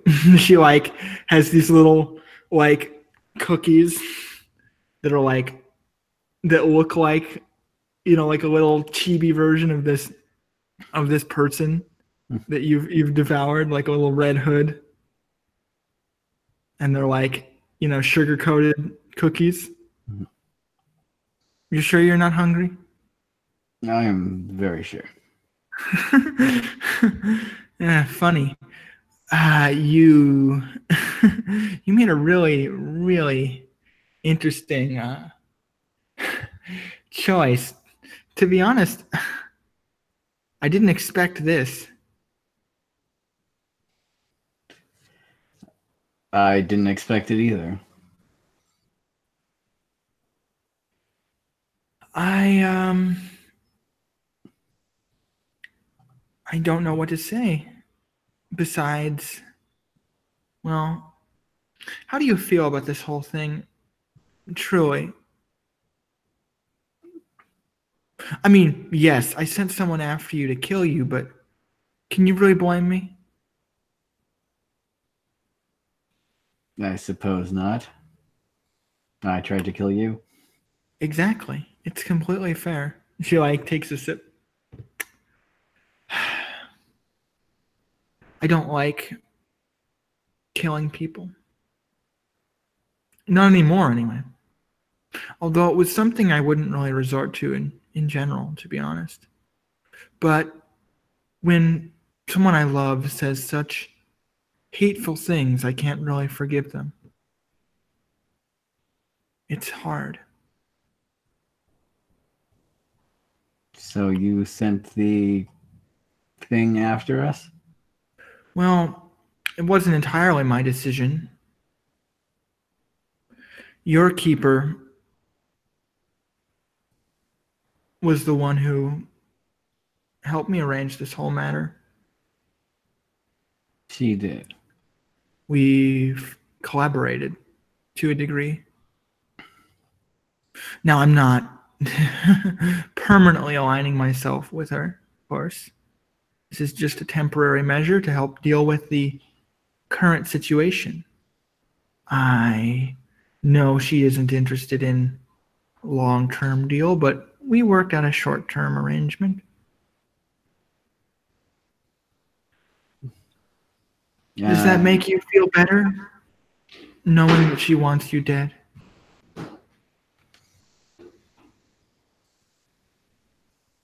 I don't really know how I should feel about that. You should feel maybe resentment is the wrong word, but well, how did you feel about her to begin with? I'm not really very privy to your relationship.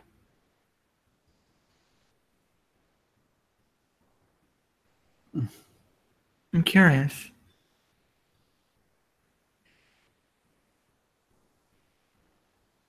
She kind of just blinks a little bit. Because you're just silently kind of. I'm also just kind of think of like, this is a very philosophical question. Yeah. Would William?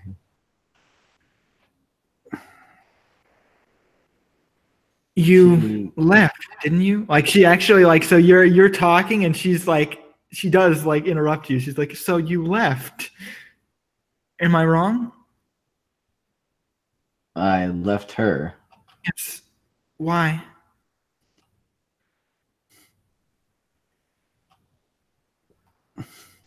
Because her forest was a cage. But you don't hate her, do you?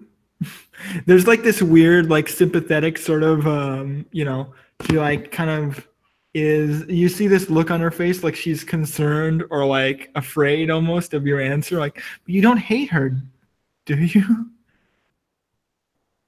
I do not. Right, well, maybe you should tell Alice. You don't necessarily need to hate someone. If you're leaving, be captured again by her, but I do not hold any resentment. Right. But now that she's tried to get you killed, you feel that you can't trust her anymore? Well, William's gonna like shrug Wolf's shoulders, like death is just a part of life. If I die, then nothing really changes much other than I'm dead. Sad.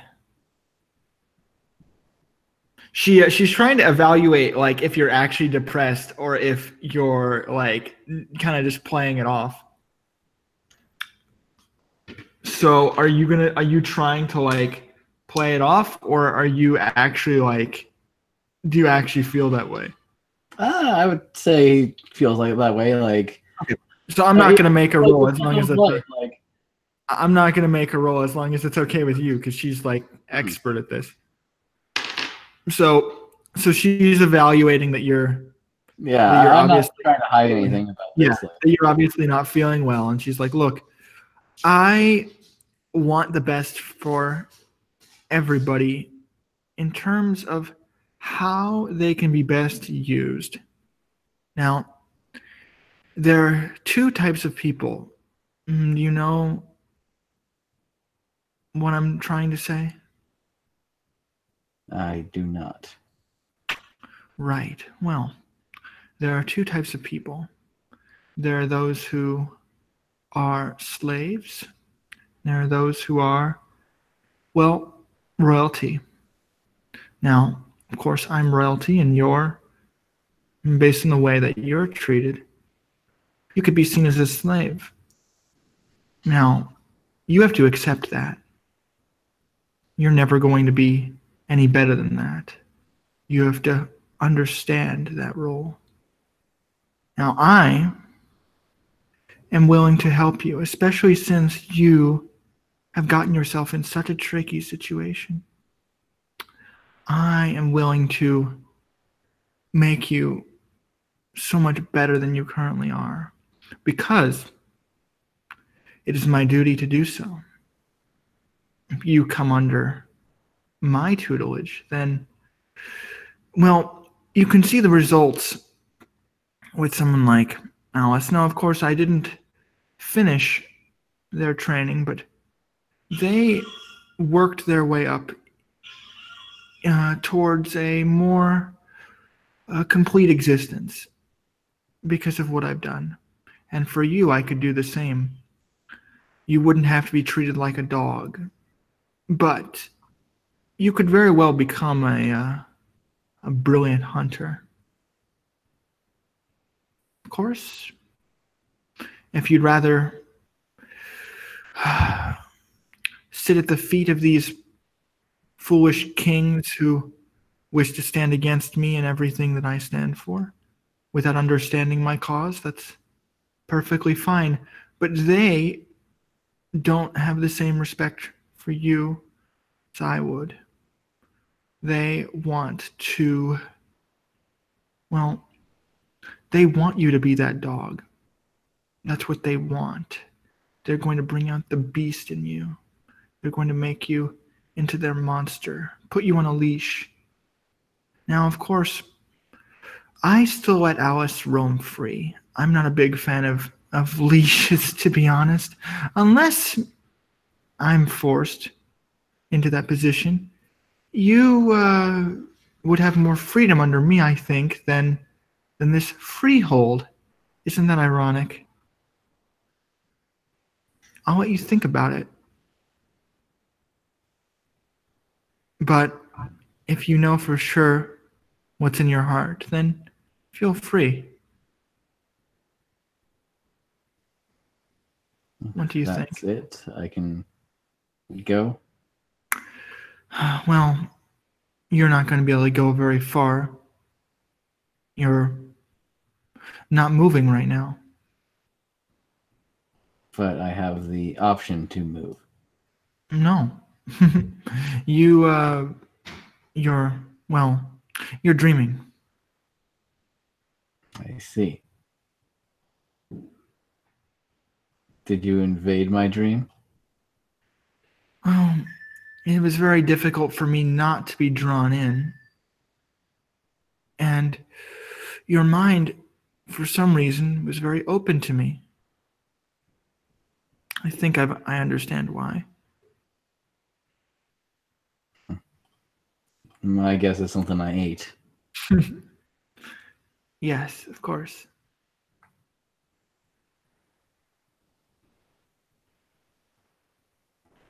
There's the water in the lake starts to stir a bit. Oh wow, that's not good. She kind of walks over, examines it, and even though previously you were sitting at the table, now you're kind of standing next to her by the lake, and she kind of looks around in it, notices like the ripples forming in the in the lake. You don't hate me, do you?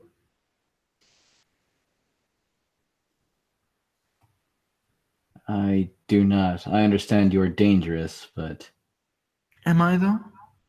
I can't hurt you. You know that, don't you? How am I a danger? Tell me. What could I possibly do?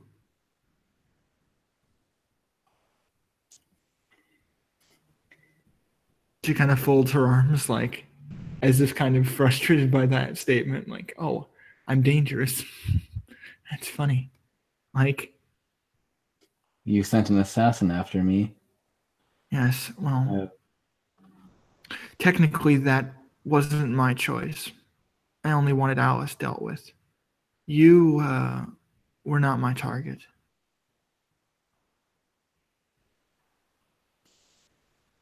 But you know what they say.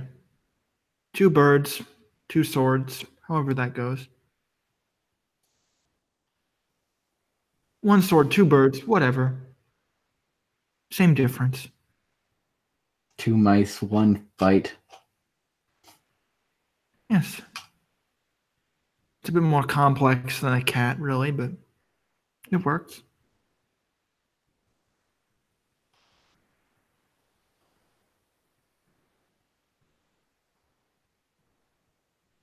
I didn't want to see you harmed, to be honest. I have nothing to do with you.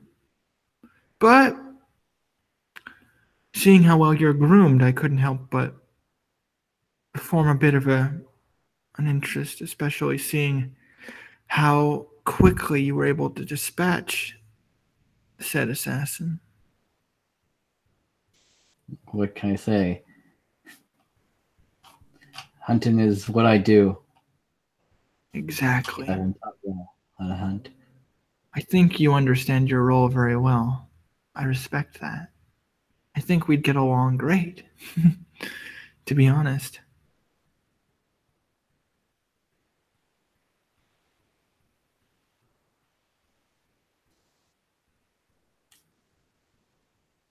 Perhaps you should cut to the chase.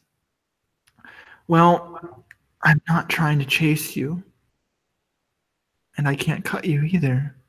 So neither of those things are going to happen. But you are hunting me. Am I?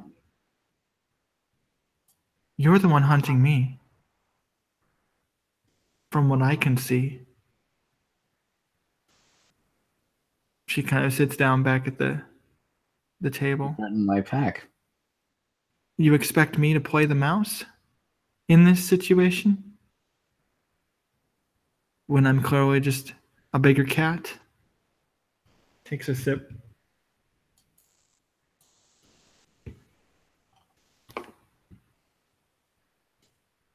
Even if you corner prey, I will fight back. Yes, that old chestnut. Well, of course. But who's being held against the wall in this situation? You or me? Who do you think? Well, right now I can't seem to move, other than your will. Is that what you think? See, that's the first step. You've already accepted that I'm in control. It's good. She says that I'm going to try to dreamweave. Oh, sure. Well, you don't even. You can just move around. Like if you want to just whatever. But if you want to dreamweave, you can do that too. Oh, sure. Yeah, that's a whole nother. My act of defiance. Yeah, like, fuck. Yeah. You want to just like, okay, get the fuck out of here. Okay, sure. How are you doing that? Is it to dreamweave? You need to tell me like, okay, how are you weaving it so I can get an idea? Because you'd still take an action. Yeah, I'm going to basically kind of have the. This is very reminiscent of Shattered Skies, but I'm gonna have the floor like throw her up in the air. Oh, of course, you just like boing. Do you want to just like shoot her up in the air, like? Like a giant pillar is gonna just come up and like I'm earthbending her. Right. Okay. So that'll be. I'll say if you're doing Earth, Yeah, I'll go with let's do I say strength survival here because it feels like you're just using force to like push her up in the air. Okay. Survival and presence. Survival strength. Survival strength. Okay. Yeah, yeah. So that's gonna be 4 dice. Do I add my weird or anything to that? No. Okay. So just 4 dice. I will. Oh, and go- minus your composure as well. Oh, minus my composure. Okay. Yep. Oof. That's 3. So yeah, I'm gonna Yeah. add some willpower to this. Yeah. Okay. So Keep in mind, you'll probably need more than one success to do. This is very, very difficult for you to do, mm-hmm. and it doesn't really fit with the environment either. So I'm not going to give you like a bonus or anything. Oh, sorry. What was the environment? It's her garden. So like if you're just making a pillar appear from the ground like that, that's more difficult to do. I could make a flower, grab her, and throw her in the air. Yeah, I mean that's less. Yeah, that makes more sense. Yeah, that'll be Okay. easier for you to pull off than just making Yeah, a let's do pillar. that. Sure. Okay. And yeah, I spent willpower to cancel that. Let me actually spend that. I'm running out of things. It's fine. Well, I mean, there's not really a lot you can do to begin with. 2 successes. That's not bad. I don't think that would be enough, but if you spend the glamour, like it'll cause something to happen. Like you won't do nothing. Sure, I'll spend a glamour. Sure. So you can't manipulate the environment to like a massive degree, but you do push her up out of her chair and like she's kind of standing on this flower that you've made and kind of dancing around on the tip of it. Oh, this is pretty. What kind of flower is it? Is it just like a tulip or like what? Is it like let's do a rose? Like what is it? You know. Yeah, we're gonna do a rose. So she's what color is it? Red. Okay. So she's like dancing on the tip of this rose, kind of twirling, and as she does, like the petals are falling off of it. This is very pretty. Is this a gift?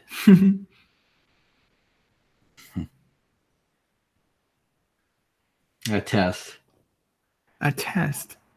Oh, I see. Test of what? My strength. How futile your efforts will be. Yes, I understand. She kind of hops off of it. She just almost effortlessly just sort of shrinks it into her hand, offers it back to you. I'm just making sure there's nothing that I can think of that this is a contract for.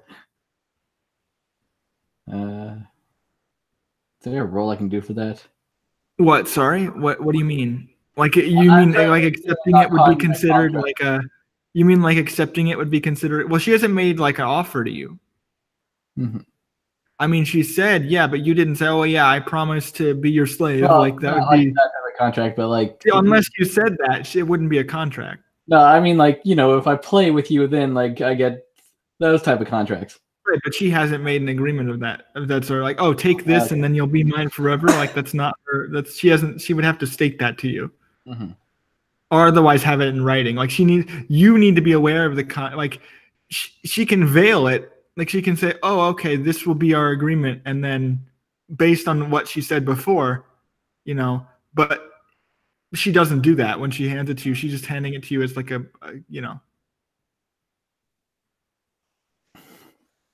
Yeah. I suppose I'll take the rose. Sure. In your mouth, like because you can't Yeah. hold it. Okay, take it in your mouth. She's like,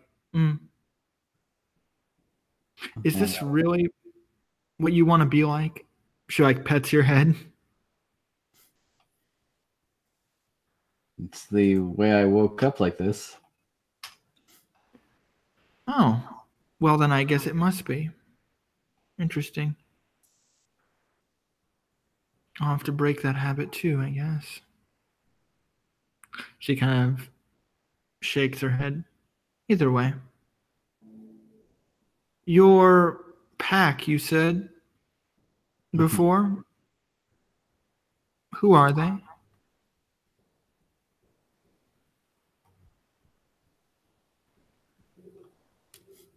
I'm not saying anything, so Right. She walks back over to the table. Well, you said I was threatening your pack, correct? I did. If I want to settle peace with you, I need to know who not to attack. You understand? If I don't know who your allies are, then I'll just keep attacking them until I realize, one by one, who you're affiliated with. I'd rather just get this out of the way now, so that I don't end up harming your friends.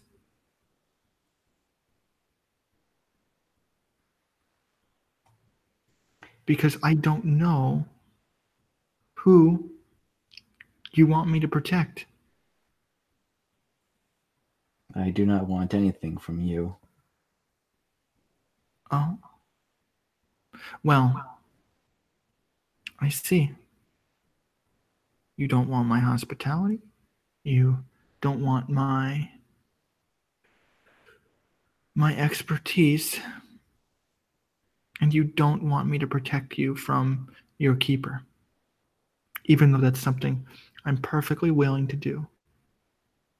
When you might very well die because of what's inside of you. I see. You don't care. That's sad. I'm trying to help you, and you don't want my help just because you think I might be dangerous.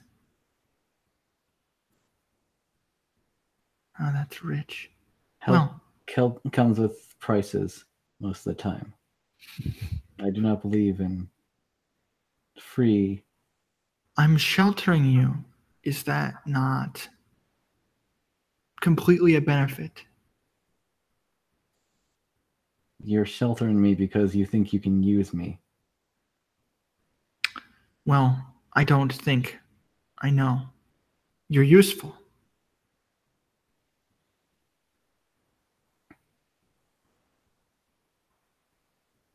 Do you have a problem with being used? I'm sure that's all she allowed for you.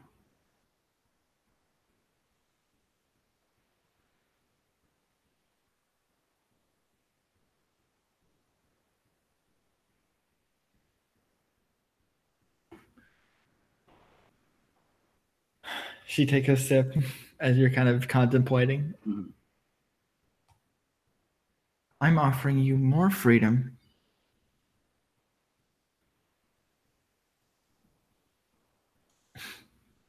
And what must I do for this freedom? That's a good question. You might not have to do anything. Your body might come to me of its own accord. At this point, I'm not sure. Well, I seek to remedy that, so You do? Why not just accept it? You'll be stronger, better.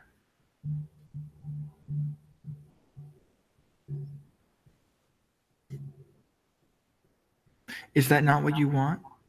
You want something else. You want to remain weak and on the run.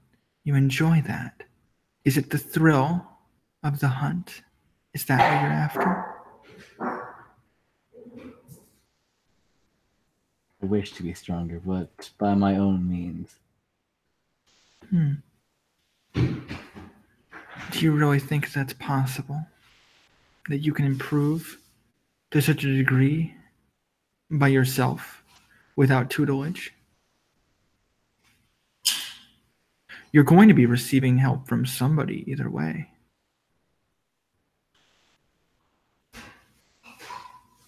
You're choosing between the freehold and me. Or whoever is within your pack.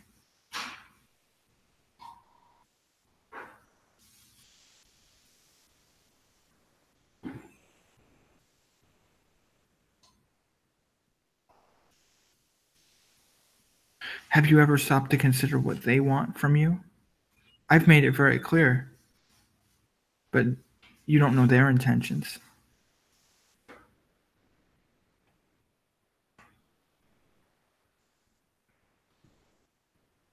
I do not, but I trust that they want to survive like I do. Yes, well, I haven't been doing a very good job of it. What's that? Their way is crumbling. They're broken. They shouldn't be trusted. And as Alpha, I should be helping fix it. You should be.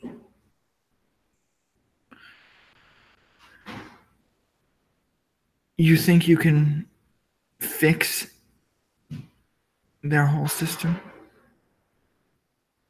I'm not sure you can.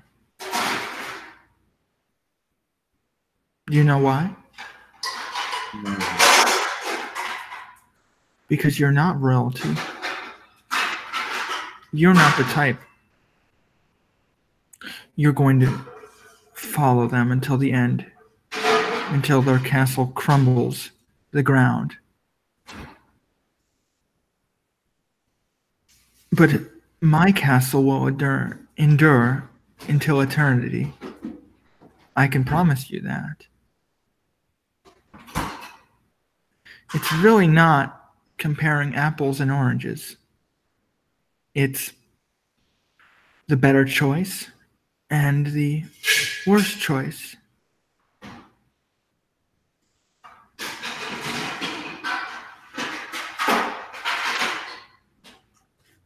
I ignore what your choices have led you.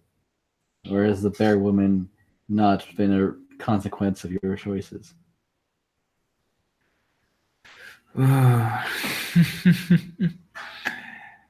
How exactly did you find out about that?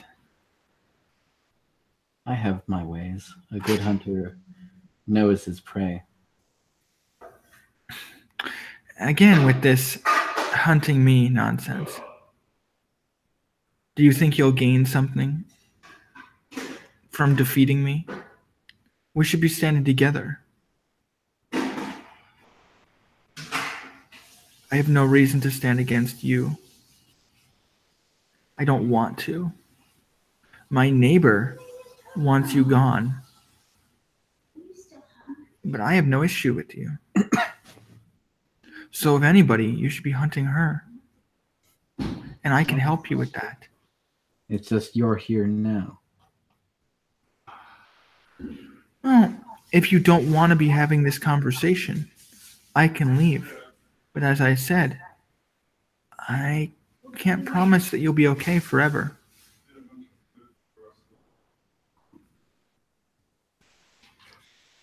I just can't.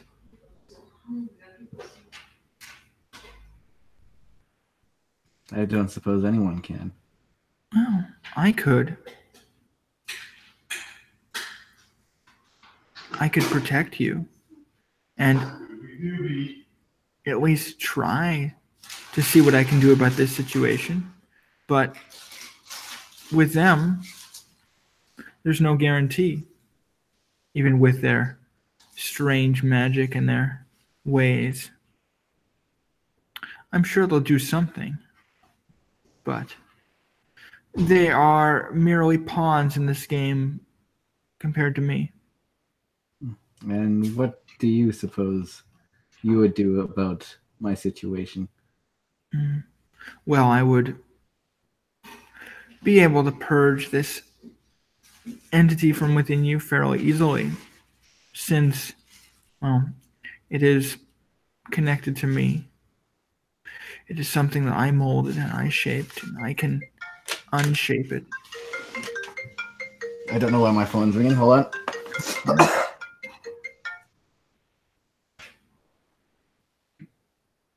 Hello? Hey. I'm doing good. No.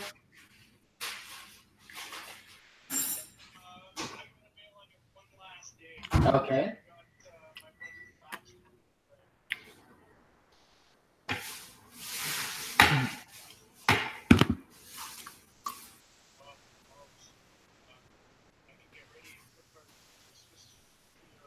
All right.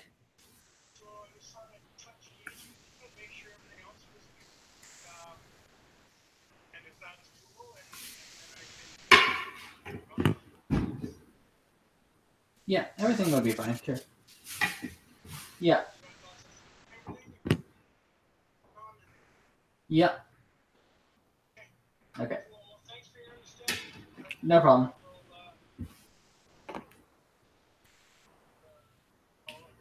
Yeah. Are you right? What do you mean? You look like plush. Yeah, Okay. I'll be okay. I don't have a headache or anything. Sorry about that. My brother called me. No, I'm not hot. Sorry. Okay, so right, so she was asking you about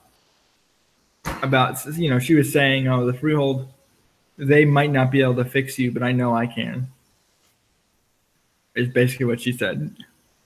Well, if I'm desperate enough, maybe I will see you. But Oh, for now, well, I have options. that's an interesting choice of words.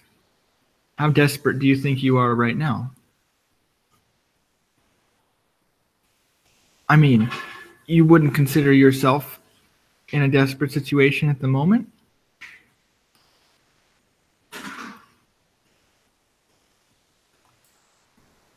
How much further do you need to be pushed? You're already helpless. I'm still alive. Once I wake up from this dream, How do you know that you're alive right now? You could very well be dead. I refuse to imagine that whatever afterlife comes to us, it revolves you. Why? Do I not seem the type to be a deity? Like, you don't think I could be?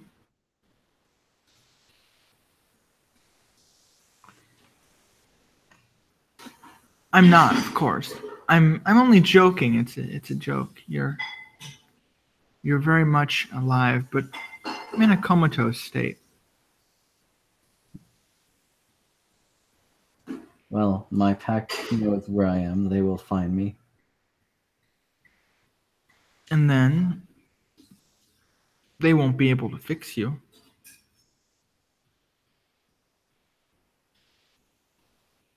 No, but perhaps someone else will. How about this? I'll make you a deal right now. I can remove this whole problem. And all you have to do is tell me who they are. That's what I want to know. Would that betray the contract? That's up to you. So if you feel like it would violate your oath to protect them, then yes. If not, then no. So it's like kind of your judgment. Like, you think that she would harm them, then yeah. If you actually, it's more of a, because like, you're not actually like, if you feel like it'd be a betrayal, I think yeah, probably, like most likely, but it's kind of up to you, because if you're like, well, if you want to treat her as an ally, then telling her, because she's saying, oh, I want to know who they are so I can like work with you guys. And I want to form an alliance like with you and your group. But she doesn't know the full details. Mm-hmm. And so you could tell her, oh yeah, Alice and everyone else is in my group. And she'd be like, well, crap. Mm-hmm. But honestly, most likely, yeah. But it's really kind of up to you how you see the deal. Like if you're like, well, if you actually trust that she does want to help you, then telling her, oh, help us, might be beneficial to your group. I wouldn't really see it as a negative. I will just go, there are some in my group who would not want you, and I feel it would betray the oath I have given. Oh, okay. We'll work something else out then. How about... she's like thinking. Do you have something that you treasure? I don't mean literal treasure, gold and possessions and such. Not interesting to me. I mean really treasure, like deep in your heart, that sort of thing. I have long since forgotten if I have anything like that. You don't have a no family? No friends? Nothing? She's choking on, I imagine now she's like choking on the cookie or something like that. Like, I'm joking, but I'm like imagining now she's eating, like, oh, this is bad. Oh, man. I made these? These are terrible. I'm like, and that's why I didn't take a cookie. Need some water? I'm good. I've got water right now.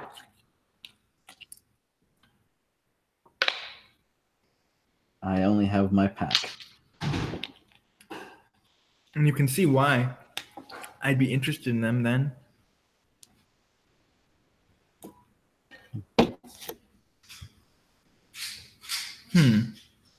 Well,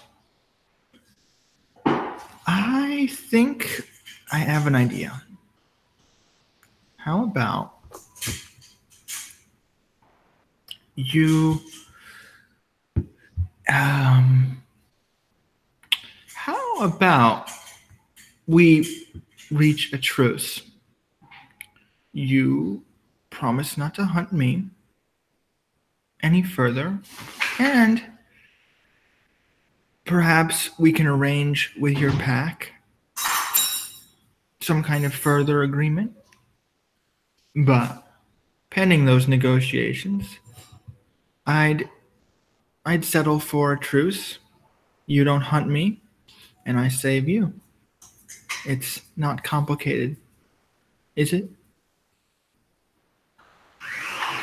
I don't want to have to worry about people coming at my door and barring it down.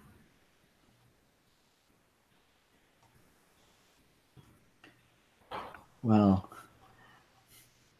I recall last time we met, you mentioned something about America. Why not just go there? Not have to deal with us. That's a good question. Because I'm not finished yet. And what is it that you have to do? I have to settle things with her.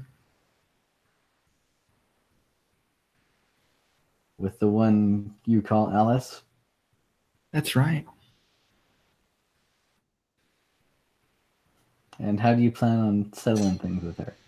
Well, now that you've disposed of my first plan, well, my second option was start to figure out how to break them down in other ways. Find their weaknesses, so to speak. And that is why we cannot work together. I'm going to lunge at her, bite her throat. Sure. Go ahead. All right. Roll. Strength brawl. And you can add your weird to this one. All right. So that's that. I'll use up my last willpower. Sure. Okay. That's a good idea. Okay.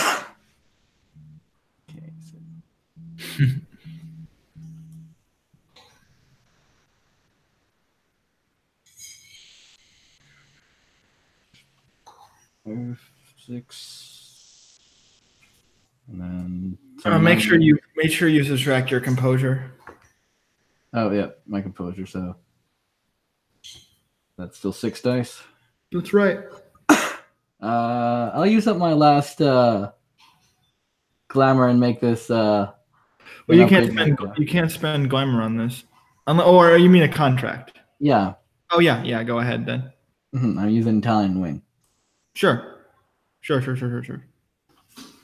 That just adds to your damage, right? Or changes your damage? Yeah, changes to lethal. Sure, okay. Not lethal, aggravated. Right, okay. So yeah. I am spending all... This is my last ditch effort. I got you. 4 successes, and so that'll be 5 aggravated. Right. See, unfortunately, you can't spend glamour to... You said you don't have any glamour left, right? I had 1 more. Right, you have 1 more now? No, I'm at 0 right now. Right, so what that means is that you can't spend glamour to Dreamweave. So when you actually like move to attack her, she kind of you actually like bite through her arm, and she kind of just holds you there and kind of just like ow, jeez, you're persistent. This isn't going anywhere. All right, I tried. She kind of just pulls away from you, and as she does, like her arm just kind of tears off like paper, like like she just pulls her arm away, and then just like you rip it off, and she just like walks toward the lake, and just jumps in the air, like does a twirl, and like lands in, right? Mm-hmm. And then as she does that, all the water just comes up and starts flooding the entire area.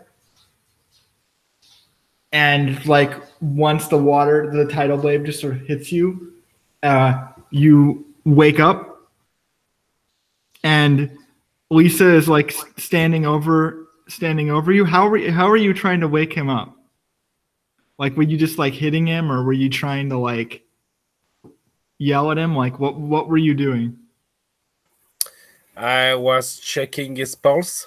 Right. So she's like on top of you, giving you mouth to mouth. No, I'm kidding. No. I'm kidding. I don't want you to have my fiance show up at that moment just to troll me. No. So she's checking your pulse. And once he starts waking up is when you start feeling his pulse, because up until that point, it seems like he's almost dead. And also, I would like to point out giving him mouth to mouth would be pointless because I don't. Yeah, you have no breath. Yeah, right. I realize that now. You are glamour deprived though, so I have to go check that. Mm-hmm.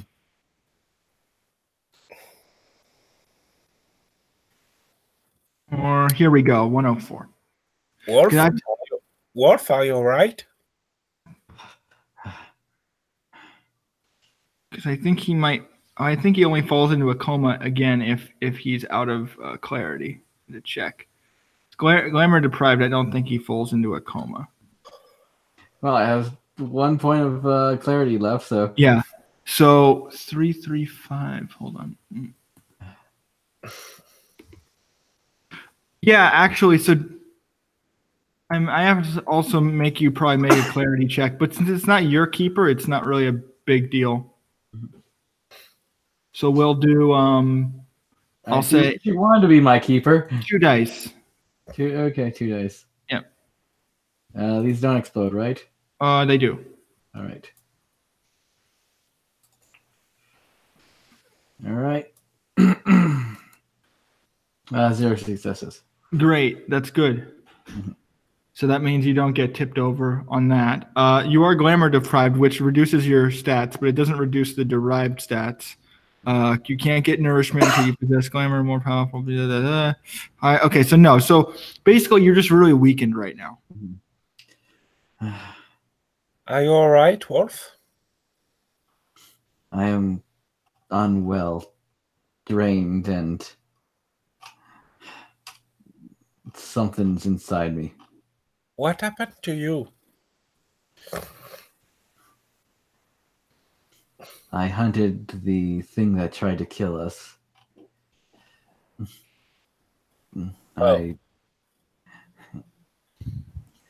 made the mistake in devouring it, and it is still alive inside of me. I Did see. something to me, made me go to sleep, and then I saw Princess.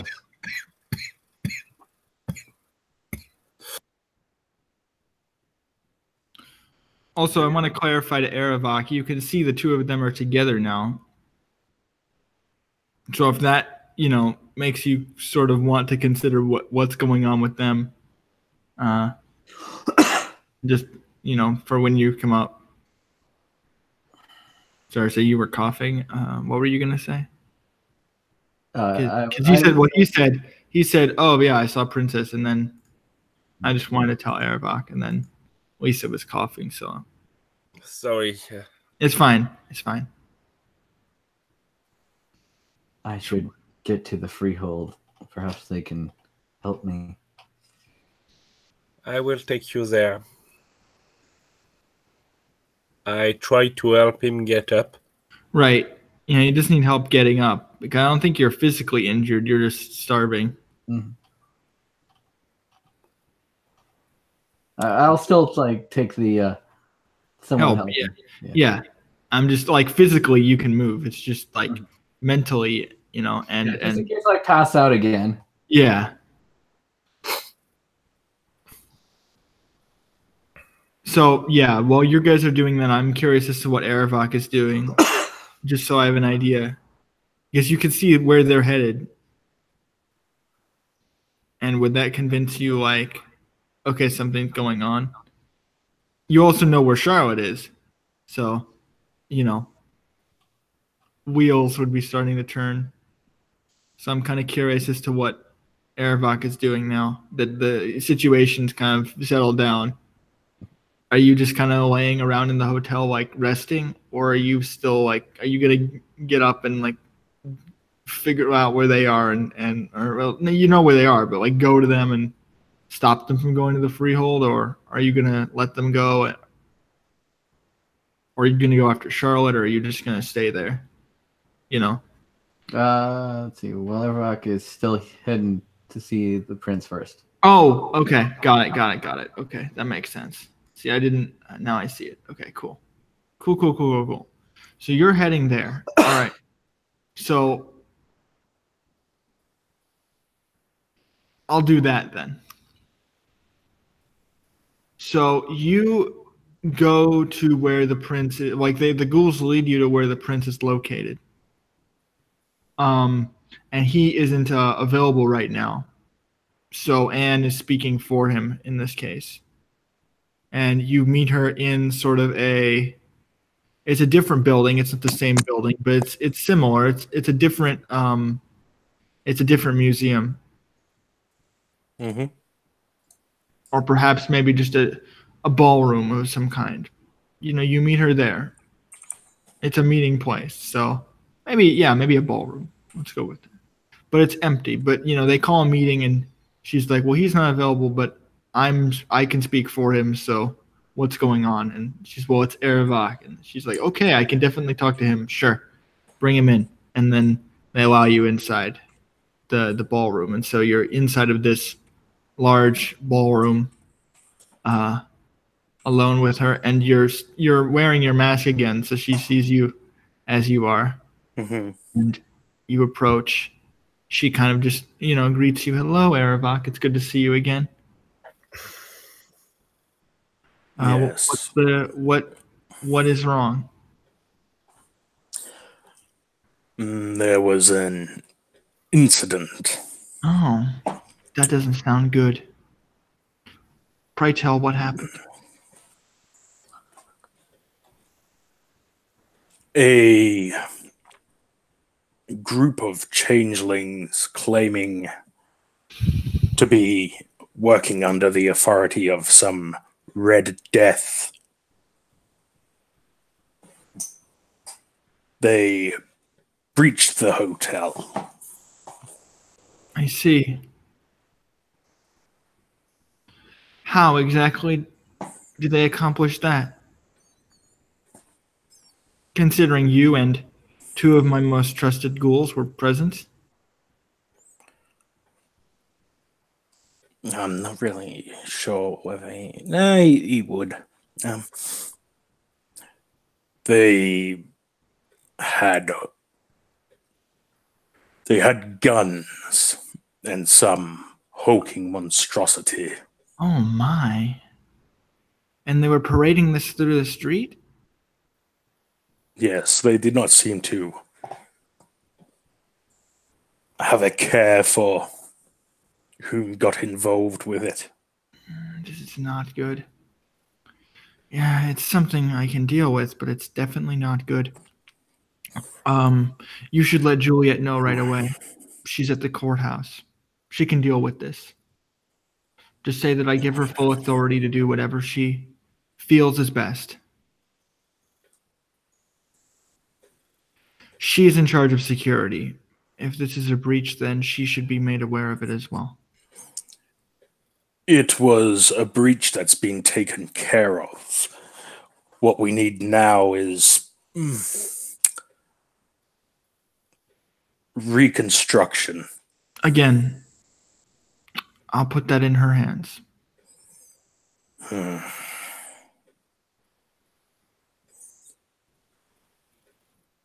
Yes, very well.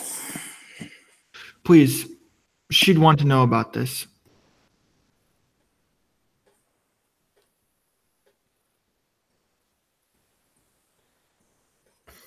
Is that all?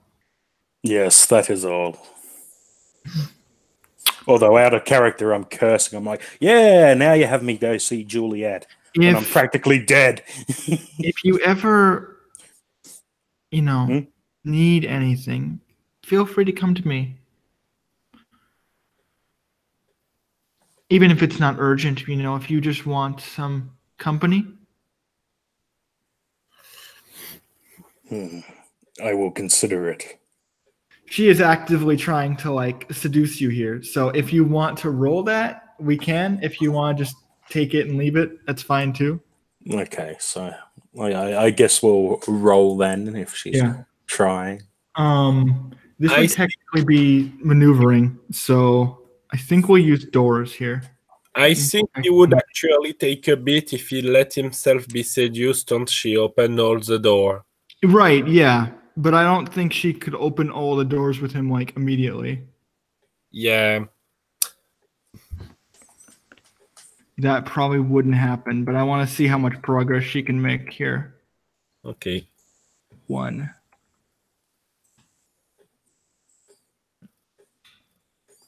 Let me see. So calculating door baseline starts with doors equal to, what's your resolve and composure? Resolve and composure is 4, I think. 4 combined. Yeah, but what's the lower of the two? It says. Well, let's see. Resolve. Oh no. The lower of the two is composure. Right. So so it's actually 5 combined. So composure's 2. Okay, 2. Got it. So and this wouldn't be This wouldn't be going against your morals. I assume hanging out with her wouldn't be considered, right? Well, I suppose not. I guess really it'd depend on what she'd want to do.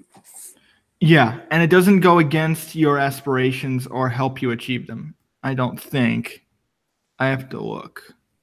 Viceroy challenge battle, declare war against the... No, so she's just asking to hang out with you. So it doesn't go against your aspirations or help support them. So we ignore that one. And then if things change, such as break, total break, 2 doors, yeah, and then virtues. So your virtue is, let me check your needle, is warrior. So maybe you could use that to apply. If you're I'm a warrior, I wouldn't settle down with her. That's stupid.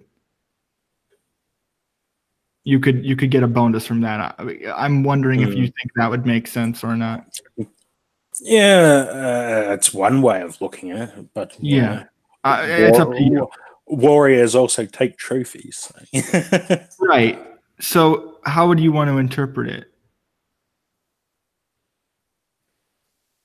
I'm really not phased. Okay, so then I'll just bring it to 1 then. So that means she could actually accomplish this very easily. And this isn't like this is her just having, so she could actually succeed in this. That means that it's very easy for her to get this done. As long as you agree to it, like out of character, that's the key. It does specifically say that here. It's like, you need to consent to this, otherwise I can't do it at all.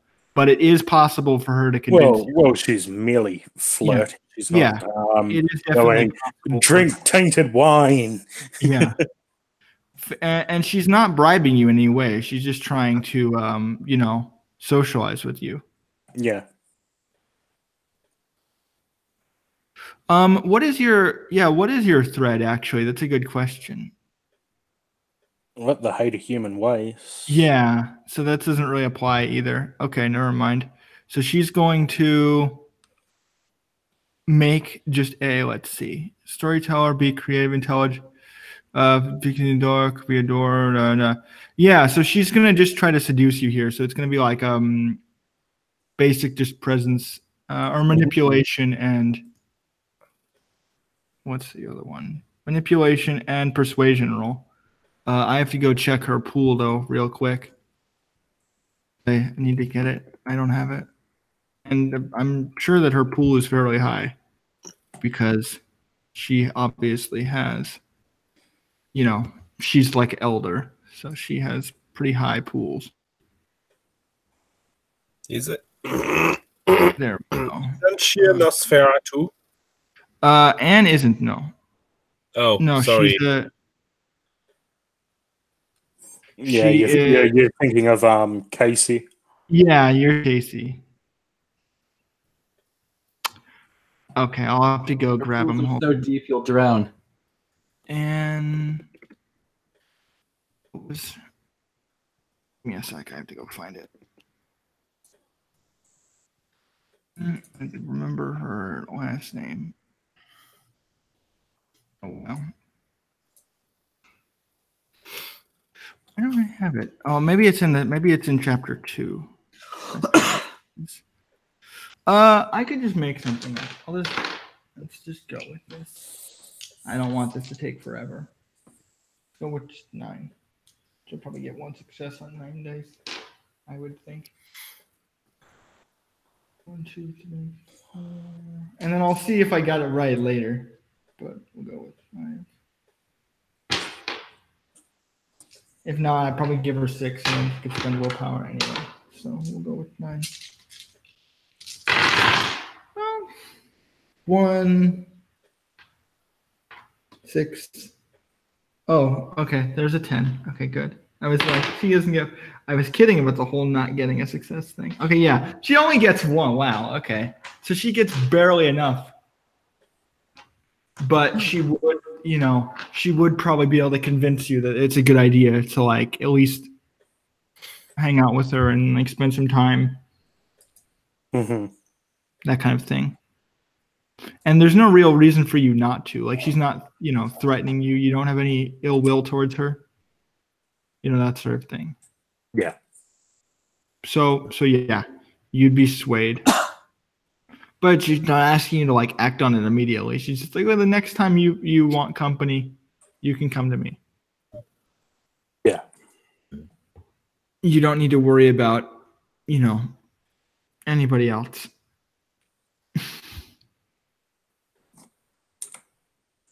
And she kind of lets you go. So do you go to Juliet? Yeah.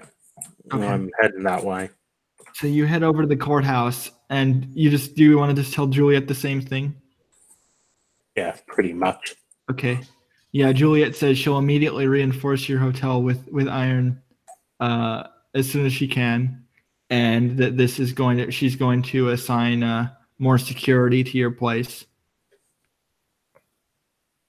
Unless you don't feel like you need it. Yeah, sounds good. Good. All right. Who do you think might be behind this? Did you see their faces? No. They mentioned a Red Death, though. Huh. I see. Well, then. That's certainly not good.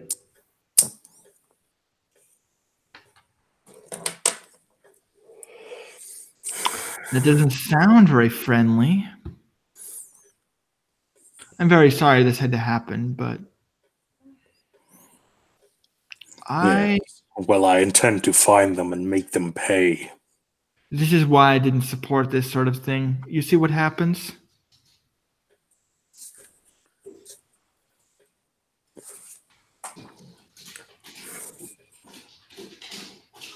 That is one way to look at it.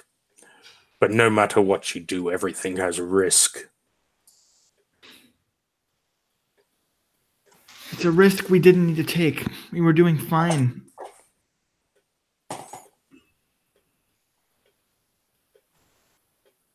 I'm not fully following. What is she blaming She's you? talking about the embassy. Like, she's like, I didn't support this, and this is a bad idea. Oh, right. Yeah. I should probably make it more clear. Yeah, that's what she's saying. But yeah, she's like saying, yeah, I didn't support this whole embassy thing. I thought I didn't want it, and now look at what's happened.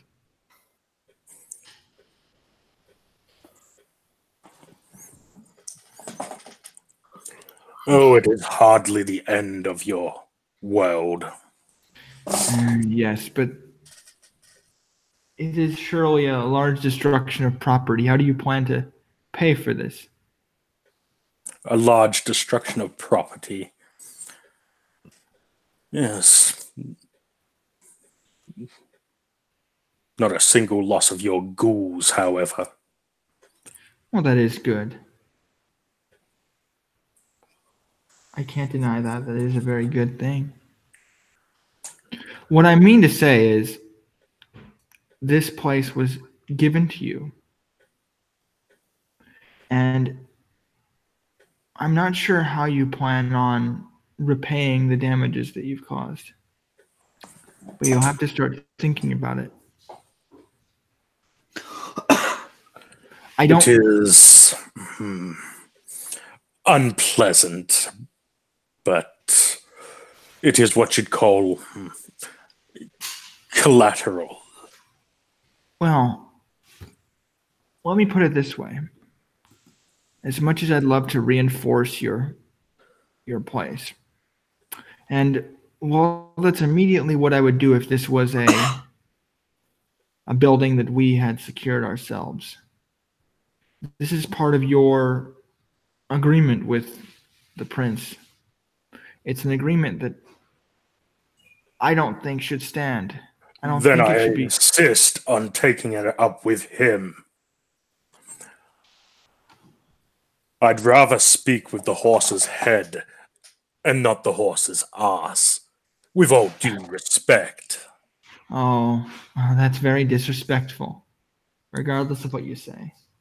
Yeah, I'm just like, oh wow, Aravok here owes already half dead with the big balls. Yeah, I am thinking the same thing. I'll Like, secure this location, but and will perform repairs, but I'm not going to be investing in it any further.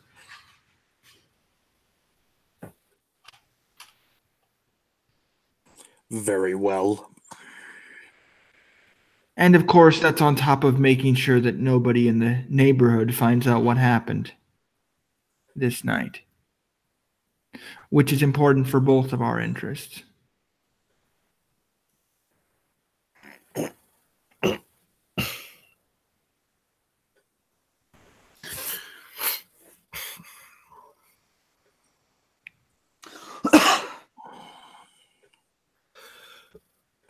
What is the point of you opening this hotel to house yourself? What's that? She says, she's asking you, what's the point of opening this hotel just to house yourself?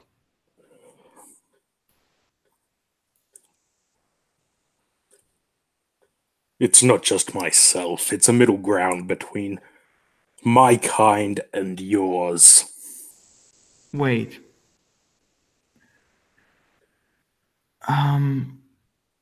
What exactly does that mean? I wasn't present for this little deal that you made. What exactly does that mean, a middle ground? It is an embassy of sorts. Right. And she's like pausing, like she's waiting for you to continue. Right? And what is it that you don't understand? Well, what exactly are the functions of this embassy? What are you planning on doing? To put it in simple terms. Changelings that escape the hedge and back into this world need a place. Of course, your kind have a monopoly on it. So there needs to be a place where they can gather without encroaching on your, let's just say, your territory. All right.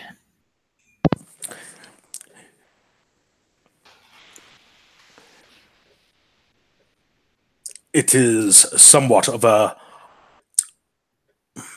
formal agreement to coexist.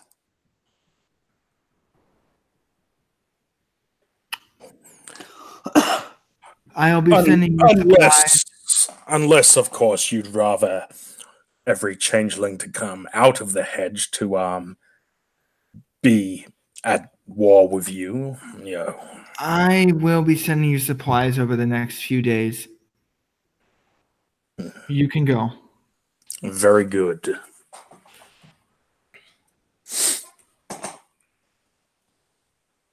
I just like turns. Remember this. She turns away from you and just kind of face palms a bit. Oh my goodness! Why do I think she want to murder you in your sleep? Moving back to the freehold, what do you do once you get to the freehold? For the two of you, do you just like go over the door? Help! Troll in the dot. Do you just run in and like help? Like, why? What do you wait at the door? Like, what's going on? Spring Court is all about healing, right? Well, the spring court's gone. All of them? Yeah, all of them. Where the fuck did they go? They went to well, okay, most of them went to the hotel. I think some of them are still there, but Party up at the hotel. So we should go about to the hotel then?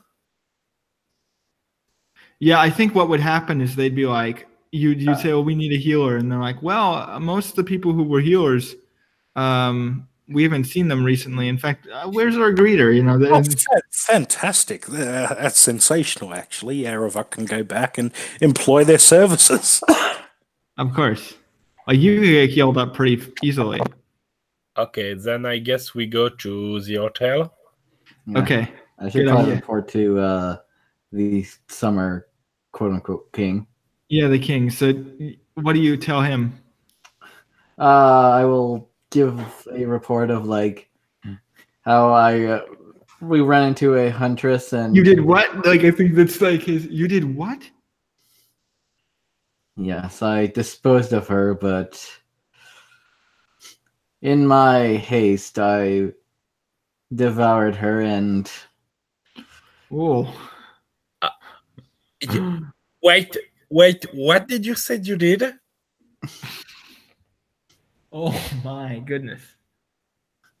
You drink blood. I don't want to hear it from you. Touché. But still, Wolf, you ate her. You shouldn't have done that.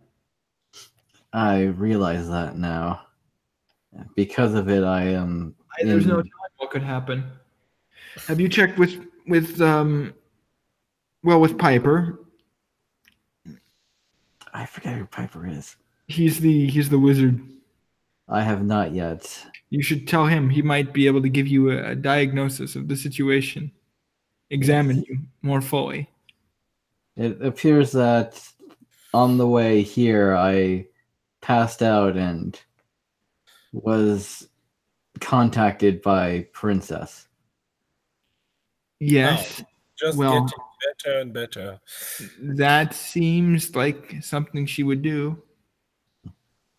But you weren't protected in any way? Your bastion was wide open? I do not know. It seems I was in her realm.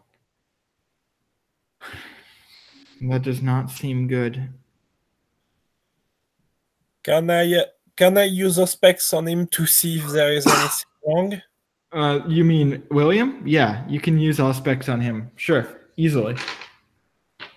Because he's not going to resist it, so it'll be pretty easy for you to do. Okay. Okay, let me see. So that will be 9 dice unless he let me touch him.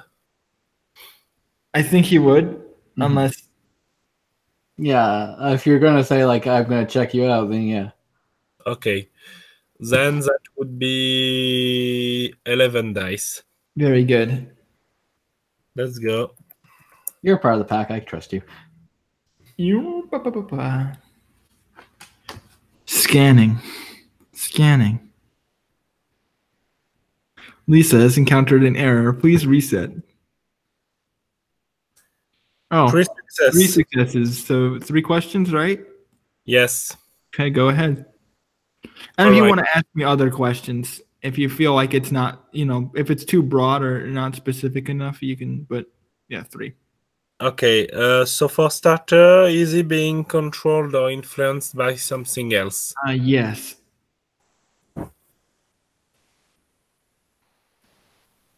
You can sense there's like another presence like within him. So he is being influenced by something else, clearly. But at the moment it's suppressed. So it doesn't seem like it's in control of him like constantly. But if he like falls asleep or if he like, is otherwise like vulnerable, then it probably will take over. All right. Which are his current psychological vulnerabilities? Sorry, I didn't quite catch that. Can you repeat that?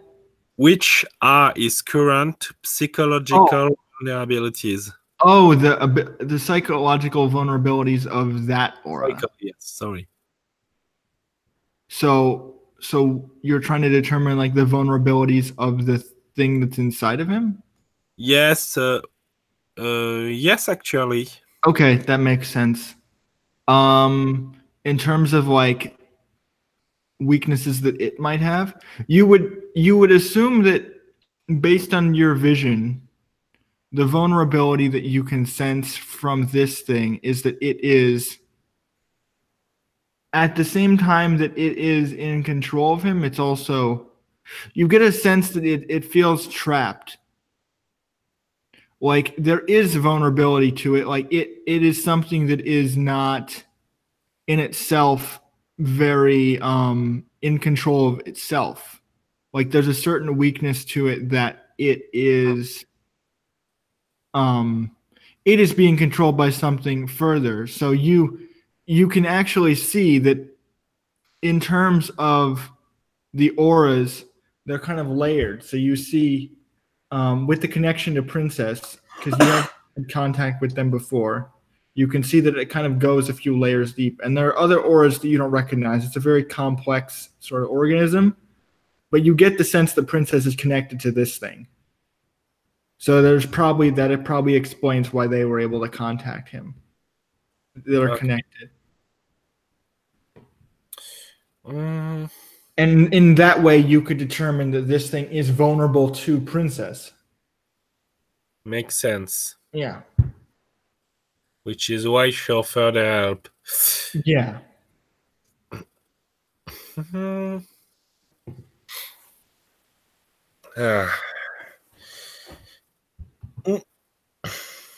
Let's see. I got one more question, I think. Mm-hmm. Yeah, you do. Can I sense any way we could remove that from him? Unfortunately, no. you don't sense any way that it would be possible, like in terms of your knowledge. It seems like it doesn't seem like it's permanently fused with him, but it's definitely stuck. Like it's something where it's it'd be difficult to remove without not saying you couldn't remove it without killing him, but it's one of those types of situations where it's sort of stuck, and removing it would be difficult without using like magic. Like you wouldn't just be able to get him to throw it up. It wouldn't work. Because it's also attached to his aura, so it wouldn't just be enough to like physically remove the stuff that he ate. Because it's also spiritually kind of tied to him now. Okay.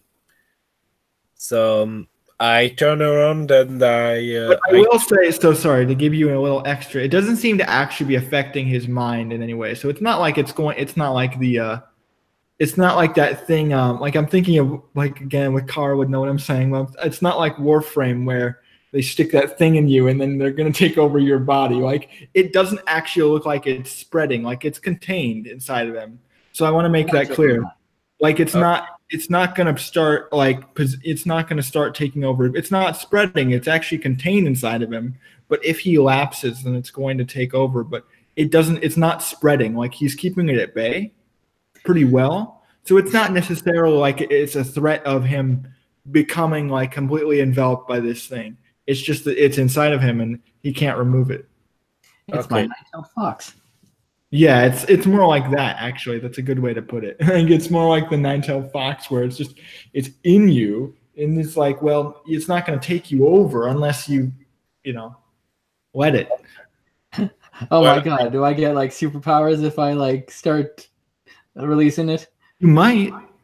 That's what Princess was trying to say. I was like, well, I can help you control it, but I give you more power. But if you don't want my help, then I am not going to help you. I tell everything I learned to Piper and Wolf. Yeah, okay. Well, sorry, it's not Piper. I don't know who is in front of us. Piper isn't with you, but the king is, the regent. Sorry, the king is. To the regent and to William. So it's contained. Well, that's still very dangerous. Again, I would seek his counsel. With his judgment, we'd be able to reach a conclusion. Princess mentioned there might be a way for me to use this. Gain more power. She is a temptress. Her words are sweet, but her intentions are bitter. Do you really need more power? Sorry, you're both talking at once. So sorry. Oh, sorry. I'll let William talk first, and then you can say. Yeah, I heard what you said, but I didn't hear him because you were talking over him. That is true, but she is also one of she is a gentry. She cannot lie. Fair. She is trying to help you then, if she says she is. But her idea of helping might be different than ours. Mm-hmm. Hence why I refused your help, but perhaps there's a way we can use this without her help. Perhaps. Again, I would not be the person to ask. This is not within my expertise.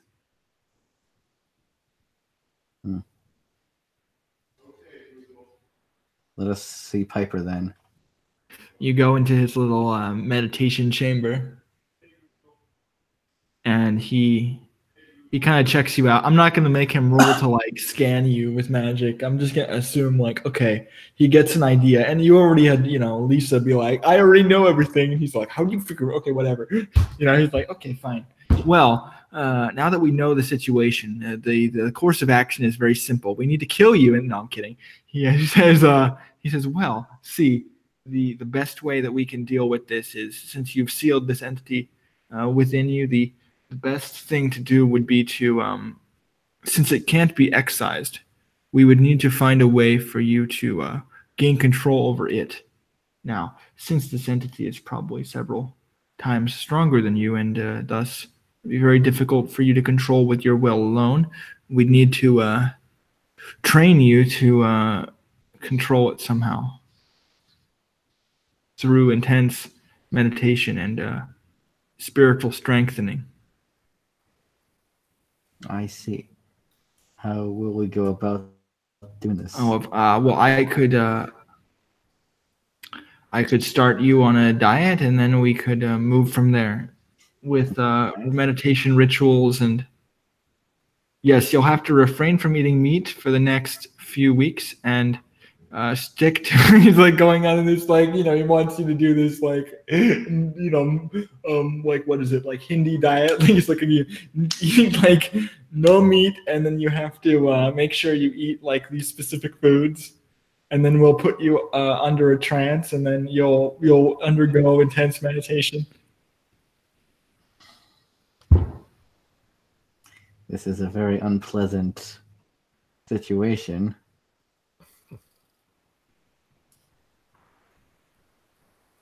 But doesn't seem I have much choice. That's good. We'll begin right away. Now, I want you to, he's like guiding you through this meditation. He's like, I want you to focus on something you want. It's like going on, like, okay, he's training your, you go into this, he's sitting you down and he's talking to you basically. And meanwhile, we have Eravak, is there anything you want to do after that, or are you okay if we wrap up here?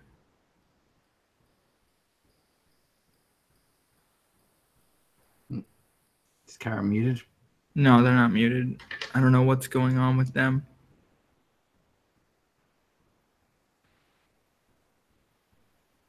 Eravak. Oh wait, I'm not in a rush. I'm just getting tired myself. So I want to wrap up, but I want to make sure that like they don't have anything they want to do before I do that. Yes, I would like to punch this kid of the prince in the snarls. That sounds reasonable to me.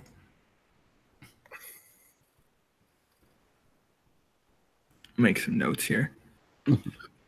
I'm waiting. So, and Lisa, just so I know before we wrap up, are you going to stay? I'm assuming you're going to stay with William. I am, yes. Are you going to go back to the manor for the night or whatever? Because, like, when I say stay with him, I mean, are you going to stay with him, like, all night? Or are you going to go back home? Like, that's what I mean. Well, for starter, I am going to ask if I can do anything to help. Oh, that's a good question. Well, he says if you guys want to, you would be able to help him by entering the dream with him and doing stuff like that. So he does say, yeah, you could help, with this by, collaborating with him mentally, like linking. Well, then I will. Okay, so you'll stay with him and help with this therapy. Yes. Sorry, because now I'm imagining like this weird, like now that Dustin's mentioned Naruto, I'm trying to imagine like is he gonna transform into a fusion? That'd be so cool. Is Lisa going to be the Sasuke to my Naruto here? And I really don't want to see a fusion between the big bad wolf and the Red Riding Hood. Oh, why not? That's cool as hell. True. One of my favorite cards in Berserk. The Red Riding Hood is like the wolf. It's one of my favorite cards in that game. It's such a cool idea. I love it.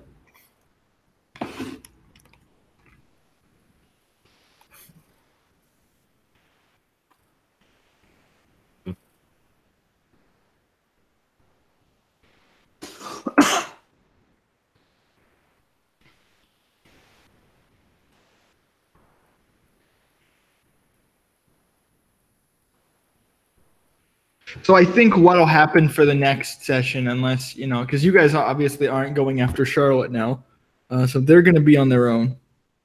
Yeah, as much as I want to, we are kind of in like no shape too. Right. I don't know. These spring healers, fucking. If they fix me up, then yeah. You would do it? Because I think someone needs. I understand why you guys aren't like that makes sense. But if Eravak doesn't go after her, like if I say, okay, what do you want to do, and he's not like, I need to go save Charlotte, then I'll be like, okay, then you are breaking the oath, and we'll have to decide how to resolve that. But you guys have an excuse. But if he gets healed, he doesn't really have one. It's like right now, don't really know that she's, missing. You do. Oh, we do. Yeah, Well, you can. she's in the hedge, which You can she sense probably that you can sense that she's in the hedge, and you can see where she's being taken. Yeah, Mm-hmm. that's why I insisted we took the radar for everyone because Yeah, this is why it's useful. So if one of you gets grabbed, oh, they're in the hedge, and keep in mind, Charlotte, based on your conversations with her, does not want to go back in the hedge. So you're fairly sure that this isn't just her going in the portal for funsies. Yeah. And she definitely wouldn't go in alone. She's not stupid.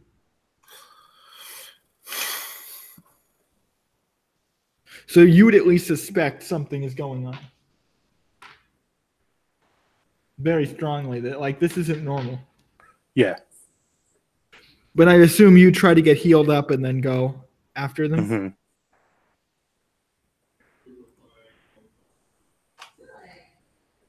Let me see how much they could heal you by, and then you can make a decision based on that. Does that sound good? Yeah. Would you eat the fruit? Because that would probably help. Yeah, I guess. Yeah, If the fruit. if the fruit helps, eat the fruit. Okay, cool. So that will help. I'll see how much. Either way, he will have to gather some glamour anyways. Right. Yeah. Well, you can do that. Would you want to do that before you leave? It'd probably be for the better to do it before I leave. Okay. I won't consider Because- that. I won't consider that breaking your oath because, of course, you're doing it to help them. I'm just trying to check to see. I mean, you can't wage a war on 1 out of 11 glamour. Yeah. I'm at 0. So here's my question: Would you let them heal you overnight, or would you rather it be like, okay, I need to go now? Overnight, I suppose. Okay, Yeah. cool. I'm just making sure. It's best to be prepared rather than recklessly going in. Okay, that's good. I'm just checking real quick to see how much they could help you.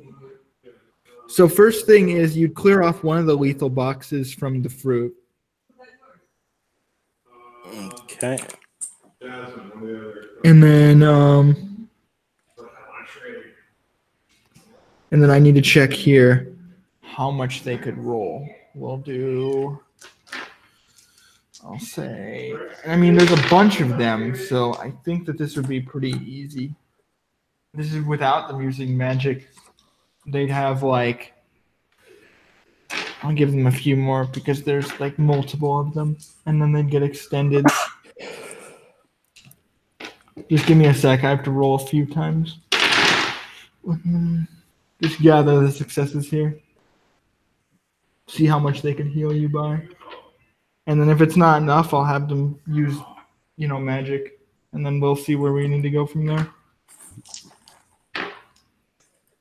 4, 5. And then 2 more. Okay. Hey, would gain more power be a good aspiration?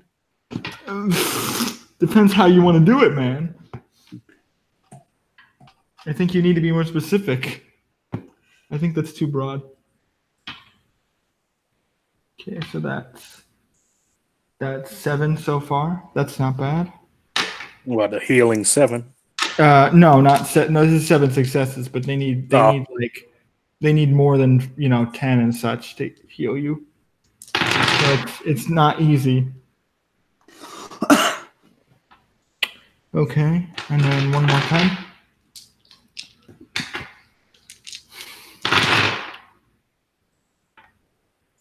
Okay, that's good. Then I re-roll this one. Yeah, if Charlotte was here, this would be way easier, but this is just, regular people who happen to be skilled at medicine. So that is in total, that is 9. So that'll be, I'll round it up a bit. So you'll basically heal 3 lethal in total. So that means that you heal 1 from the fruit and then 2 from them. Okay, 2 from over the course of the night, and then over the course of the night, all the bashing goes away. So your chart would basically look like, you'd have 1 lethal left, basically. So that's not bad, yeah. And of course, that goes away. So I'm at 7 of 8 health. Yeah, that sounds about right. And after the night, I'd get willpower back as well. Correct, yeah. So that'd go up to 4. So everybody can gain 1 willpower as well. Since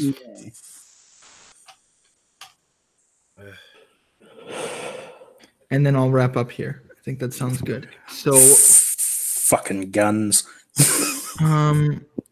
Yeah. Okay, so we get 1 bit each, I guess. I'll go over it because sorry, never some of mind. you have extra. Yeah, some of you have extra stuff. Like I know that Aaron likes to get extra because he took injuries for one thing, but I just want to make sure I get I like going through it. I don't like rushing through it. Experience is very important. No, I'm tired. I don't like rushing through experience. There we go. I like taking my time to make sure I get it right because I don't like going back and be like, oh wait, actually you earned 5, not 2. Like that's a big deal. Because then you'd be able to spend stuff in between and whatnot. I have to find it. Okay, here we go. Character advancement. Okay, so let's start with aspirations first, then we'll go from there. So yeah, so you did actually find out what's wrong. So that's good. So I can mark that one off for William. How's that? So you'll get 1 beat from that. Okay. For Erebuk, I was gonna say you get 2, because one is you fought against the Red Death, and the other one was you faced a worthy challenge. So it wouldn't clear this away, but this one would go away. Mm-hmm. And then you get 2 beats. So make sure you mark those. Wouldn't it be 3 for participating? I'm getting there, and I'm doing it one at a time. All right. And then Lisa, you didn't work on your aspirations, so well. Yeah, this was a bit disappointing for me, but it did help. Like the Auspex was very useful, and you did get some blood. So it's not like you didn't do nothing, and you're all going to be helpful next session with them for sure. I didn't say I did nothing. It's right. That, it's disappointing. I agree. That makes sense. I feel Aravok and William were the star of this one. Right. I mean, I feel like if Alice was here, I would have been able to do a longer scene with the 2 of you, which was my plan. But then they weren't here, so I kind of wanted to cut it a little bit.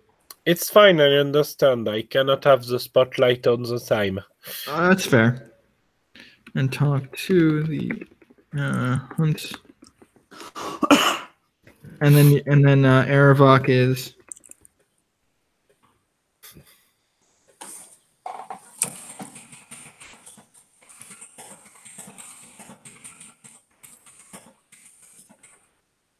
So we'll just say you leave the decision for next session, Aravok. So now that you're mostly healed, you'll probably decide what to do next time. Mm-hmm. Okay, so next thing after aspirations is each condition that has criteria for resolution. So I already gave one to him. I want to see if you guys have conditions that work. I don't think Aravok does. I don't think any of you had other conditions that made sense, so we'll skip that. Anytime you fail, so none of you took critical fails. That's fine. What do you mean? What do you mean? Conditions? I don't think you had any that already applied to you. Like you had the frailty, and you have pledge and stuff like those aren't actually none of those are actually conditions. I just put them under conditions. Mm-hmm. And then you get Eravok, you get a beat because you took damage in your rightmost health boxes. So Okay. you get another one. And then after that, yeah, everyone gets one beat as well. Okay. I've already applied my 1 beat. So at least I get 1 beat. Okay, so I am at 2 beat. Yeah. Oh, and for the record, Dustin, you would have resolved the sleepwalking if you had gotten a critical success in the dream, but you didn't. Mm. But you might be able to do that next time, and that might help. Yeah. So that puts me up to 2 of 7 experience and 1 of 5 beats. That's good. Okay. Well, I will get going. Good night. I'll see you. Rest well. I Night. hope you feel better. Hopefully, it's my last day of class before vacation tomorrow. Yeah. Cool. Yeah,